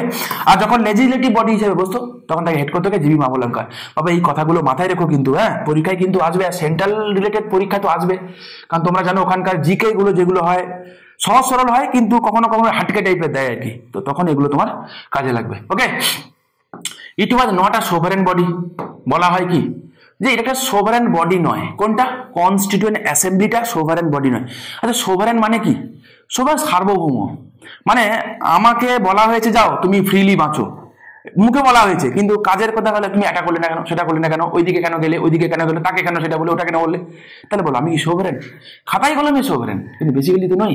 তোমার এইটা করলে ভালো হয়, এটা করো, এইভাবে করো, তাহলে কি করে আমি সোভারেন হলাম? আমি যদি গাইডেড বাই আদার্স, আমি যদি হই, অন্য কেউ আমাকে গাইড করছে, আমি কি করে সোভারেন হলাম? তাহলে কনস্টিটিউয়েন্ট অ্যাসেম্বলি যখন তৈরি হয়েছিল, মাথায় রাখতে হবে ইন্ডিয়া কিন্তু তখন ইন্ডিপেন্ডেন্স হয়নি। মাইন্ড তারিখ শুদ্ধ সাল আমি বলছি, দেখো 9 ডিসেম্বর 1946। ভারত তখন স্বাধীন হয়নি। ভারত ডমিনিয়ন হবে, ভারত ডমিনিয়ন এটা জেনেই আমরা কনস্টিটিউয়েন্ট অ্যাসেম্বলি শুরু করে দিয়েছি। তাহলে স্বাভাবিক, যেখানে ডমিনিয়নের ব্যাপার আছে, ব্রিটিশদের তাদের একটা একটা কি বলবো, একটা মেন্টাল প্রেসারও থাকে কিনা, তাই বলা হয় যে it's not a sovereign body. Constituent assembly একটা সোভারেন বডি ছিল না। মাথায় রেখো, মাথায় রেখো, মাথায় রেখো, ঠিক আছে? নেক্সট কি বলছে, যে এইটা শুধুমাত্র কনস্টিটিউয়েন্ট অ্যাসেম্বলি সেই কাজটা করেছে যেটা ক্যাবিনেট মিশন, যেটা তাকে ইনস্ট্রাকশন দিয়েছে, ব্রিটিশ পার্লামেন্ট যেটা ইনস্ট্রাকশন দিয়েছে সেটাই করেছে, ঠিক আছে? Jawaharlal Nehru presented objective resolution. Basically কি হয়, অবজেক্টিভ রেজলিউশনটা একটা মেসেজ ছিল, ঠিক আছে? আচ্ছা গুলি মারো, দরকার নেই তোমার জেনে রাখার। মোটামুটি অবজেক্টিভ রেজলিউশন বলতে জওহরলাল নেহরু তিনি একটা মেসেজ তিনি দিতে চেয়েছিলেন, যেটা তিনি পেশ করেছিলেন। পরবর্তীকালে এই অবজেক্টিভ রেজলিউশনটা একটু মডিফাই ভার্সন হয়ে সেটা আমাদের প্রিঅ্যাম্বল হয়ে যায়, মডিফাই ভার্সন হয়ে, হুবহু নয়, ঠিক আছে? তাহলে অবজেক্টিভ রেজলিউশন কে তুলেছিল? জওহরলাল নেহরু তুলেছিল। পরীক্ষায় যে কতবার এসছে কাউন্টলেস টাইম, ঠিক আছে? কোন সেশনে তুলেছিল? থার্ড সেশনে তুলেছিল। তোমাদের পরীক্ষায় আসা কোশ্চেন, সেন্ট্রালে, ঠিক আছে? পরীক্ষা আসা কোশ্চেন কি, কনস্টিটিউয়েন্ট অ্যাসেম্বলি থার্ড সেশনে অবজেক্টিভ রেজলিউশন তুলেছিল। কবে তুলেছিল? 13ই ডিসেম্বর 1946। 13ই ডিসেম্বর 1946, ঠিক আছে? এবং এইটা সবাই অ্যাসেম্বলি এটাকে সবাই মিলে বলে হ্যাঁ আমরা সবাই রাজি আছি এটাতে, ওকে? এবং সেটা অ্যাডাপ্ট করা হয় কবে? 22শে জানুয়ারি 1947। দুটো তারিখ ইম্পর্টেন্ট, দুটো সালও ইম্পর্টেন্ট, ঠিক আছে? এবারে আসবে একটা গন্ডগোল, এবারে আসবে গন্ডগোল। মুখটা দেখে বুঝতে পারছো কিরকম চমকে গেছিল? সত্যি সত্যি সমস্ত ভারতবাসী চমকে গেছিল। 20 ফেব্রুয়ারি 1947। কি যে হলো হঠাৎ করে কেউ জানে না, হঠাৎ করে। কারণ হঠাৎ করে ঘটেনি গো বাবা, ঘটেছিল বলতে কি, তখন সেকেন্ড ওয়ার্ল্ড ওয়ার শেষ হয়েছে। তখন কোনো যুদ্ধ কি করে, কোনো দেশের ইকোনমিকে কি বিরাট বড় কিছু ফুলিয়ে ফাঁপিয়ে তোলে? তা তো নয়, ইকোনমিতে ইম্প্যাক্ট পড়ে। তো ইংল্যান্ডও তার অন্যথা হয়নি, তাদের ইকোনমি ধুকে চলছে, বিচ্ছিরি অবস্থা, আউট অফ কন্ট্রোল হয়ে যাচ্ছিল। এবং ইন্ডিয়ানদের থেকে এত প্রেসার চলছে না, তো দেখছে বাবা সিচুয়েশন আউট অফ কন্ট্রোল হয়ে যাচ্ছে, তার থেকে বরং ভালো সাবধানের মার নিয়ে আমরা ইন্ডিয়াকে ছেড়ে দিই, চলে আসি। 20 ফেব্রুয়ারি 1947, ঠিক আছে? ক্লেমেন্ট অ্যাটলি হঠাৎ করে ডিক্লেয়ার করলো কি, আমরা আর ভারতকে রাখতে চাই না, এরকম ডিস্টারবেন্স পূর্ণ ভারত আমরা চাই না। আমি বলিনি, ক্লেমেন্ট অ্যাটলি বলেছিল, ঠিক আছে? কি বলছে? এরকম ডিস্টারবেন্স পূর্ণ ভারত আমরা চাই না, আমরা রাখতে চাই না। বেকার রাখা মানে হেডেক, খালি শুধু হেডেক পুষে লাভ নেই, ঠিক আছে? আমি ভারতকে ছেড়ে দিতে চাই, তার ডেড লাইন দিয়ে দিল। কবে দিল সেটা? বললো 30শে জুন 1948। সবকটা ইম্পর্টেন্ট। 30শে জুন 1948 এর মধ্যে এলাকা আমরা খালি করে দেবো, যাও চলো শান্তি। তাহলে বিফোর 20 ফেব্রুয়ারি 1947 আমরা তো জানি না যে আমরা আদৌ স্বাধীন হতে চলেছি। আসলে ইন্ডিয়া ইন্ডিপেন্ডেন্স হয়নি, কথাটা শুনতে কেমন লাগবে, ঠিক আছে? যেটা ঠিক, যেটা ফ্যাক্ট, ট্রান্সফার অফ পাওয়ার হয়েছে, ক্ষমতা হস্তান্তর হয়েছে, ঠিক আছে? পলিটি বইগুলো দেখবে তাই লেখা থাকে, ঠিক আছে? এবং ফাইনালি কি করা হলো, মাউন্ট ব্যাটেনকে পাঠানো হলো এই প্ল্যানটাকে এক্সিকিউট করার জন্য। এবং তিনি এলেন, এবং তিনি এসে মুসলিম লীগ কংগ্রেসকে নিয়ে বলছেন, হোয়াট ডু ইউ ওয়ান্ট, কি চাই বলো, যা চাইবে তাই হবে। মুসলিম বলো আমার চাই পাকিস্তান, অনর দাবি অনর। ঠিক আছে চলো, ঝামেলা যাওয়ার কোনো প্রয়োজন নেই। মহাত্মা গান্ধী ইনিশিয়ালি নিমরাজি ছিল, পরবর্তীকালে দাঙ্গা, তোমরা জানো নোয়াখালী দাঙ্গা, দ্য গ্রেট ক্যালকাটা কিলিং, সমসাময়িক কি চলছিল না চলছিল, তো তিনিও নিমরাজি হওয়া সত্ত্বেও তিনি এক প্রকার রাজি হলেন এগুলো যাতে ঠেকানো যায়। তো ফাইনালি সেপারেশন হলো, এবং তার জন্য লর্ড মাউন্ট ব্যাটেন কে পাঠানো হলো। লর্ড মাউন্ট ব্যাটেন ছিল একমাত্র গভর্নর জেনারেল যার হিউজ পাওয়ার ছিল, ঠিক আছে? একমাত্র, মানে তার নর্মালের থেকেও বেশি কিছু পাওয়ার ছিল। তো লর্ড মাউন্ট ব্যাটেন এলেন এবং কি করলেন, তিনি 3 জুন প্ল্যান বলা হয়, মাথায় রাখবেন, মাউন্ট ব্যাটেন প্ল্যান বা জুন 3 প্ল্যান। তো তিনি ফাইনালি এটাকে বাস্তবায়িত করলেন, এবং তার জন্য একটা বাউন্ডারি কমিশনকে তিনি অ্যাপয়েন্ট করলেন, যার নাম ছিল র্যাডক্লিফ। তো মাথা রাখবে, র্যাডক্লিফ কমিশন এসেছিল কিন্তু ইন্ডিয়া এবং পাকিস্তানের boundary bifurcate, India Pakistan, Bangladesh কিন্তু তখন পাকিস্তান ছিল, মাথায় রাখতে হবে। বাংলাদেশ তো কতবার স্বাধীন হয়েছে, তাই না? বাংলাদেশ তৎকালীন সময় বাংলাদেশ ভুলে গেছে যে ইন্ডিয়া ওদের জন্য কি করেছিল, কি করেও এখনো পর্যন্ত, কি করেও ভুলে গেছে। মানুষ ভুলে গেলে মাঝে মাঝে তাকে একটু মনে করিয়ে দিতে হয়, তো ইন্ডিয়া নিশ্চয়ই মনে করিয়ে দিচ্ছেও, মনে করছেও, তাই না? আচ্ছা যাক, যেটা আমি বলছিলাম সেটা যে ফাইনালি যখন করা হয়, ইন্ডিয়া পাকিস্তান বর্ডারটাই কিন্তু র্যাডক্লিফ লাইন, মানে সেটা ওয়েস্টার্ন এবং ইস্টার্ন দুটোই, মানে ইন্ডিয়া বাংলাদেশ বর্ডারের নামও কিন্তু র্যাডক্লিফ লাইন, মাথায় থাকে যেন। ঠিক আছে, চলো নেক্সট আসো। Finally Indian independence act pass হয়। ইন্ডিয়ান ইন্ডিপেন্ডেন্স অ্যাক্ট কবে পাস হয়? 4 জুলাই। দেখো ফেব্রুয়ারি মাসে ডিক্লেয়ার করেছে, বুঝেছে? 4 জুলাই ব্রিটিশ পার্লামেন্টে বিলটা উত্থাপন, আর বিল পাস হবে তবে না হবে 4 জুলাই, এবং ফাইনালি সেটা 4 তারিখে উঠলো, 18 জুলাই পাস হলো। পরীক্ষায় কতবার এসছে ইন্ডিয়ান ইন্ডিপেন্ডেন্স অ্যাক্ট কবে পাস হয়েছে ব্রিটিশ পার্লামেন্ট থেকে? কবে পাস হয়েছে? ফ্রম 18 জুলাই 1947। ঠিক আছে, পাস হলো, দিয়ে বলা হলো কি 14 আগস্ট রাত্রিবেলা দুটো আলাদা আলাদা ডমিনিয়ন হবে। ইন্ডিপেন্ডেন্ট রাষ্ট্র বলেনি, দুটো আলাদা ডমিনিয়ন হবে, এবং ততদিন পর্যন্ত ডমিনিয়ন থাকবে যতদিন না পর্যন্ত তারা নিজেদের সংবিধান তৈরি করে লাগু না করছে। তাই আমরা দেখতে পাবো কি 1947 সালের 15ই আগস্ট আমরা স্বাধীন হয়েছি, কিন্তু স্বাধীন হওয়ার আগে থেকে কিন্তু আমাদের সংবিধান তৈরির কাজ শুরু হয়ে গেছিল, ঠিক কি না? এটুকু তো আমরা শিখলাম যে স্বাধীন হওয়ার আগে জানতামই না আমরা স্বাধীন পাবো। ক্ষমতা হস্তান্তর হলো, আমরা ডমিনিয়ন ছিলাম, ডমিনিয়ন থাকাকালীন বলা হলো তাহলে কে হবে ডমিনিয়নে? কেউ না কেউ দেখতে হবে। তো ব্রিটিশদের থেকে প্রতিনিধি হিসাবে দুটো দেশে কি রাখা হলো? গভর্নর জেনারেল রাখা হলো। কে হলো? আমাদের দেশে তখন থাকলো লর্ড মাউন্টব্যাটেন গভর্নর জেনারেল। তো he was the first governor general after independence. তো পরীক্ষায় আসে, তো করবে, কনসিবারি বাত হয়। ঠিক আছে, মাথায় থাকবে এগুলো। ইন্ডিয়ান পাকিস্তান দুটো আলাদা আলাদা হবে, এবং বলা হচ্ছে প্রিন্সলি স্টেট, ওই যে মাঝখানে যেগুলো আটকে ছিল, ঠিক আছে, মাঝখানে যেগুলো আটকে ছিল না প্রিন্সলি স্টেট, তাদেরকে বলা হলো দেখ ভাই তোরা তো যাবি না, বুঝতে পারলাম তোদের মতিগতি খুব একটা ভালো না, এর আগে অল ইন্ডিয়া ফেডারেশনের কথা বলেছিলাম, রাজি হোসনি, যা তোরা যেদিকে যেতে ইচ্ছা করে চলে যা, যা তোরা চাইলে পাকিস্তান চলে যা, তোরা চাইলে ইন্ডিয়াতে থাক, তোরা চাইলে ইন্ডিপেন্ডেন্ট থাক, কুচবি কর, আমার সাথ ছেড়ে দে, যা চলো আজ থেকে তোর সঙ্গে আমার যত রকম যা রিস্তা ছিল, যা যা চুক্তি টুক্তি ছিল সব এন্ড, চলো স্টোরি দিয়ে কুচবি কর। তো তারপর থেকে দেখতে পাবো কি যে আমরা দেখতে পাবো সর্দার বল্লভভাই প্যাটেলের এখানেই কিন্তু এন্ট্রি হবে, এবং তিনি কি করেছিলেন এই যে প্রিন্সলি স্টেটগুলোকে তিনি ইন্টিগ্রেশনের জন্য তিনি চেষ্টা করলেন। বাকিটা রেস্ট ইজ হিস্ট্রি, আমরা পরে পড়বো। ঠিক আছে, যে রাজবাড়া ছিল কিছু পাকিস্তানের দিকে চলে যায়, কিছু ইন্ডিয়াতে আসে, জুনাগড়, কাশ্মীর, ঠিক আছে, এই হায়দ্রাবাদ, এগুলো ইনক্লুশন কিন্তু অনেক পরে হয়, অনেকটা পরে হয়। ইনিশিয়ালি প্রায় বেশিরভাগই সবাই ইনিশিয়ালি বলতে আমরা ইন্ডিয়ার সাথে আছি, যারা বেঁকে বসেছিল পরবর্তীকালে বিভিন্ন রকম ওয়েতে তাদেরকে আমরা ইন্ডিয়ান ইউনিয়নের আন্ডারে নিয়ে আসি। ঠিক আছে, এবং বলে দেওয়া হলো কি যে আজ থেকে যা অ্যাক্ট আমরা বানিয়েছি বিফোর, যা বানিয়েছি মানে আজ থেকে 18 জুলাই 1947 আগে যা একটা আমরা বানিয়েছি ইন্ডিয়ান অ্যাফেয়ার্সে সমস্ত কিছু নাল অ্যান্ড ভয়েড আমরা ডিক্লেয়ার করে দিলাম। ইন্ডিয়ানরা যদি মনে করে তাদের স্বার্থে তারা কোনো কিছু অ্যাক্ট লাগু করবে, রাখবে, তাদের নিজেদের ব্যাপার, এর সঙ্গে আমাদের কোনো লেনাদেনা নেই। বোঝা গেল? আই হোপ তোমাদের বোঝাতে পারছি। তো তাই আমরা দেখতে পাবো কি যে আফটার ইন্ডিপেন্ডেন্স যতদিন না পর্যন্ত আমাদের নতুন সংবিধান লাগু হয়েছে, কবে 1950 26 জানুয়ারি সামনে আসছে, ঠিক আছে, যতদিন না পর্যন্ত লাগু হয়েছে না ততদিন পর্যন্ত এই যে ইন্টারিম কনস্টিটিউশন হিসেবে আমরা কাকে নিয়েছি না, government of India act of 1935 ছিল আমাদের অন্তর্বর্তীকালীন কনস্টিটিউশন। ওটা ব্রিটিশ পার্লামেন্ট বলে দেয়নি, আমরা নিয়েছিলাম। ঠিক আছে, তো মাথায় রেখো এগুলো পরীক্ষায় আসার মতো জিনিস, পরীক্ষা এসেছে বলে আসবে বলেই আমি তোমাদেরকে করাচ্ছি। ফাইনালি ইন্ডিয়ান ইন্ডিপেন্ডেন্স অ্যাক্টও পাস হয়। তো বলা হলো সেক্রেটারি অফ স্টেট, যেটা বানিয়েছিলাম মনে পড়ে, হোক সেক্রেটারি অফ স্টেট, চলো আজ থেকে নারায়ণ ভট্ট রাখার দরকার নেই। সেক্রেটারি অফ স্টেট 1858 করা হয়েছিল, লর্ড স্ট্যানলি, মনে পড়ে? তো বলো না আর কোনো সেক্রেটারি অফ স্টেট থাকবে না, তোমাদের ব্যাপার যা খুশি করো। ল্যাক্স অফ প্যারামাউন্সি, যে বললাম প্রিন্সলি স্টেটের চুক্তি ছিল প্যারামাউন্সি, যে বর্ষতা স্বীকার করে নিলাম, ডিফেন্স এবং ফরেন অ্যাফেয়ার্স ছাড়া রিমেনিং যা তোমাদের মধ্যে দেখবে, বলো না আর কোনো সম্পর্ক নেই, চলো কোনো সম্পর্ক নেই। ঠিক আছে, তোমরা চাইলে যেখানে খুশি জয়েন করো, নিজেদের মতো করে ফ্রি থাকো, কোনো চাপ নেই। ঠিক আছে, India was an independent dominion between 15 August 1947 থেকে 26 জানুয়ারি 1950। ভয়ঙ্কর লেভেলের ইম্পর্টেন্ট। ঠিক আছে, মাথায় রেখো।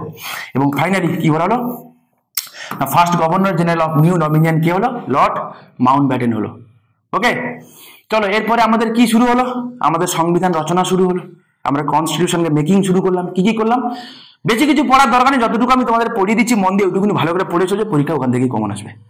এবার চলো মেকিং অফ দ্য কনস্টিটিউশন দিকে আমরা তাকাই, ঠিক আছে। তো প্রথম যদি বলে কোন পলিটিক্যাল পার্টি প্রথম দাবি করেছিল যে ভারতীয়দের জন্য ভারতীয়দের জন্য সংবিধান বানাবে, কোন পলিটিক্যাল পার্টি, সেটা হচ্ছে স্বরাজ পার্টি, ঠিক আছে, স্বরাজ পার্টি। মাথায় রাখো, পরীক্ষার জন্য খুব ইম্পর্টেন্ট। কোন ব্যক্তি প্রথম করেছিল, সেটা এম এন রয়, ঠিক আছে। কবে করেছিলেন তো 1934 করেছিল।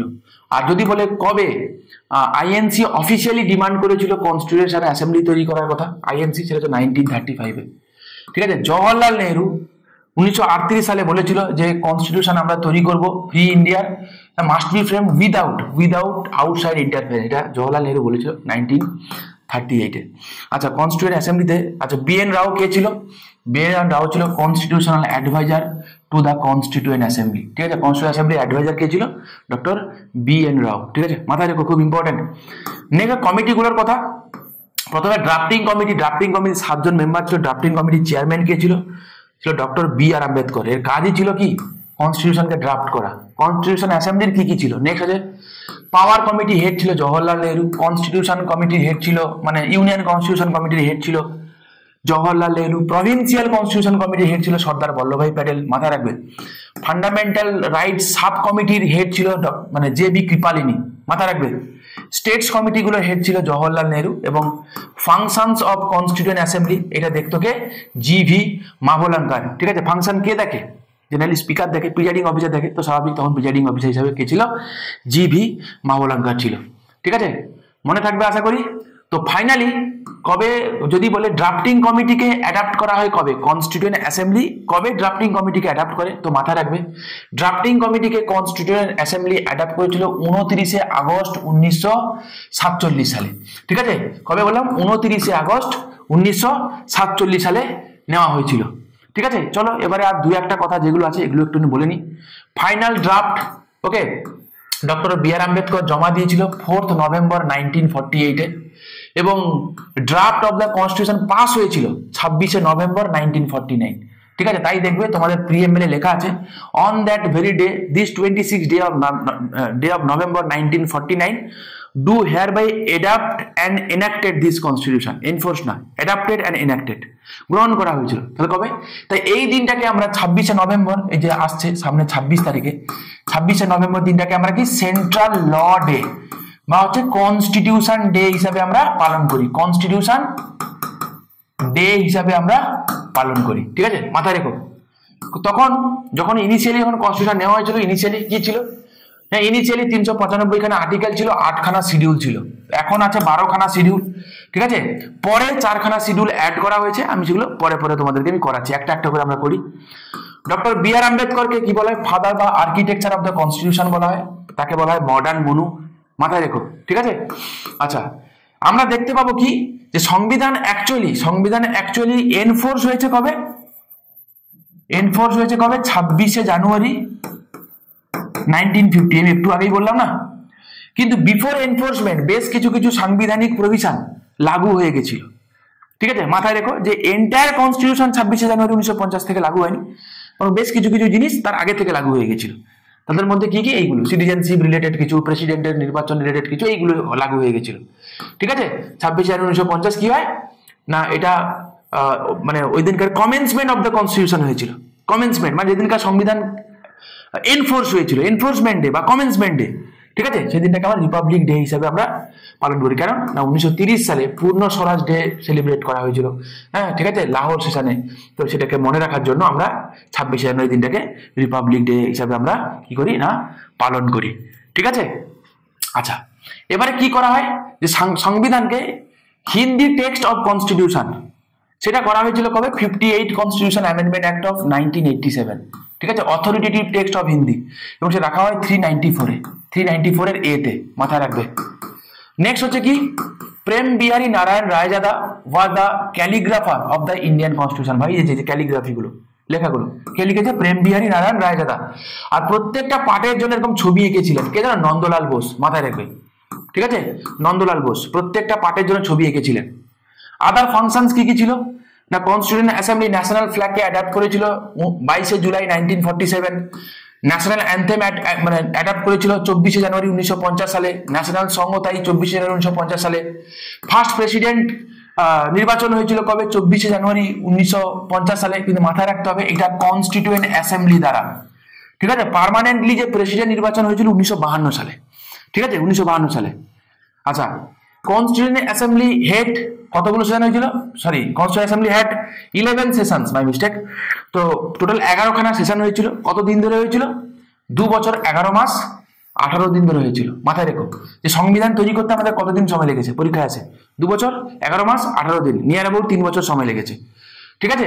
ফাইনাল সেশন কবে হয়েছিল? 24শে জানুয়ারি 1950 সালে হয়েছিল।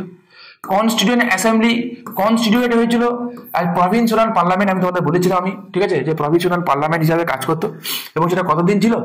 From January 26, 1952 until formation of new parliament. Okay, মাথায় রাখবে এটা। মানে প্রথম যে জেনারেল ইলেকশন হয়েছিল কবে হয়েছিল? 1951, 1952 সালে হয়েছিল। তারপরে ফাইনালি পার্লামেন্ট তৈরি হলো। এই যে ইন্টারমিডিয়েট টাইমে কনস্টিটিউয়েন্ট অ্যাসেম্বলি কি ছিল না, প্রভিন্সিয়াল পার্লামেন্ট হিসাবে কাজ করেছিল, ঠিক আছে। তো এই ছিল মোটামুটি এন্টায়ার পলিটি হিস্টোরিক্যাল ব্যাকগ্রাউন্ড থেকে শুরু করে মেকিং অফ দ্য কনস্টিটিউশন পর্যন্ত। একটা লম্বা হলো সেশনটা, ঠিক কথা। কিন্তু আমরা এখান থেকে আশা করি অনেক কিছু জানলাম, তাই না? তোমরা কমেন্ট করে জানিও যদি তোমাদের ভালো লেগে থাকে, তো তাহলে তোমরা অবশ্যই দেখিও। আর অন্যান্য কন্টেন্টগুলো তোমরা দেখো, রেগুলার আমরা এরকম ভিডিও তোমাদের দিতে থাকবো। চোখ রাখো। আর কি বলবো নতুন করে, যদি তোমাদের ভালো লাগে বন্ধুদের মধ্যে অবশ্যই শেয়ার করো আর বেশি বেশি করে কমেন্ট করো, ঠিক আছে। ভালো থেকো, দেখা হচ্ছে নেক্সট ভিডিওতে। নেক্সট ভিডিও দেখি পলিটির যে অন্যান্য যেগুলো আছে তোমাদের মোটামুটি 6টা 7টা ক্লাসে আমি চেষ্টা করছি এন্টায়ার পলিটি তোমাদের শেষ করে দিতে, যতটুকু তোমাদের লাগবে জিডির জন্য, ঠিক আছে। ভালো করে পড়ো, সময় কিন্তু খুবই কম আছে। ম্যাথ জিআই খুব ভালো করে প্র্যাকটিস করো, ইংরেজিটাও ভালো করে, মানে সবকটাই ভালো করে প্র্যাকটিস করতে হবে, কিন্তু ম্যাথ জিআই বেশি করে করো, কারণ যেহেতু সময় কম, 1 ঘন্টায় কিন্তু তোমাকে আনসার করতে হবে।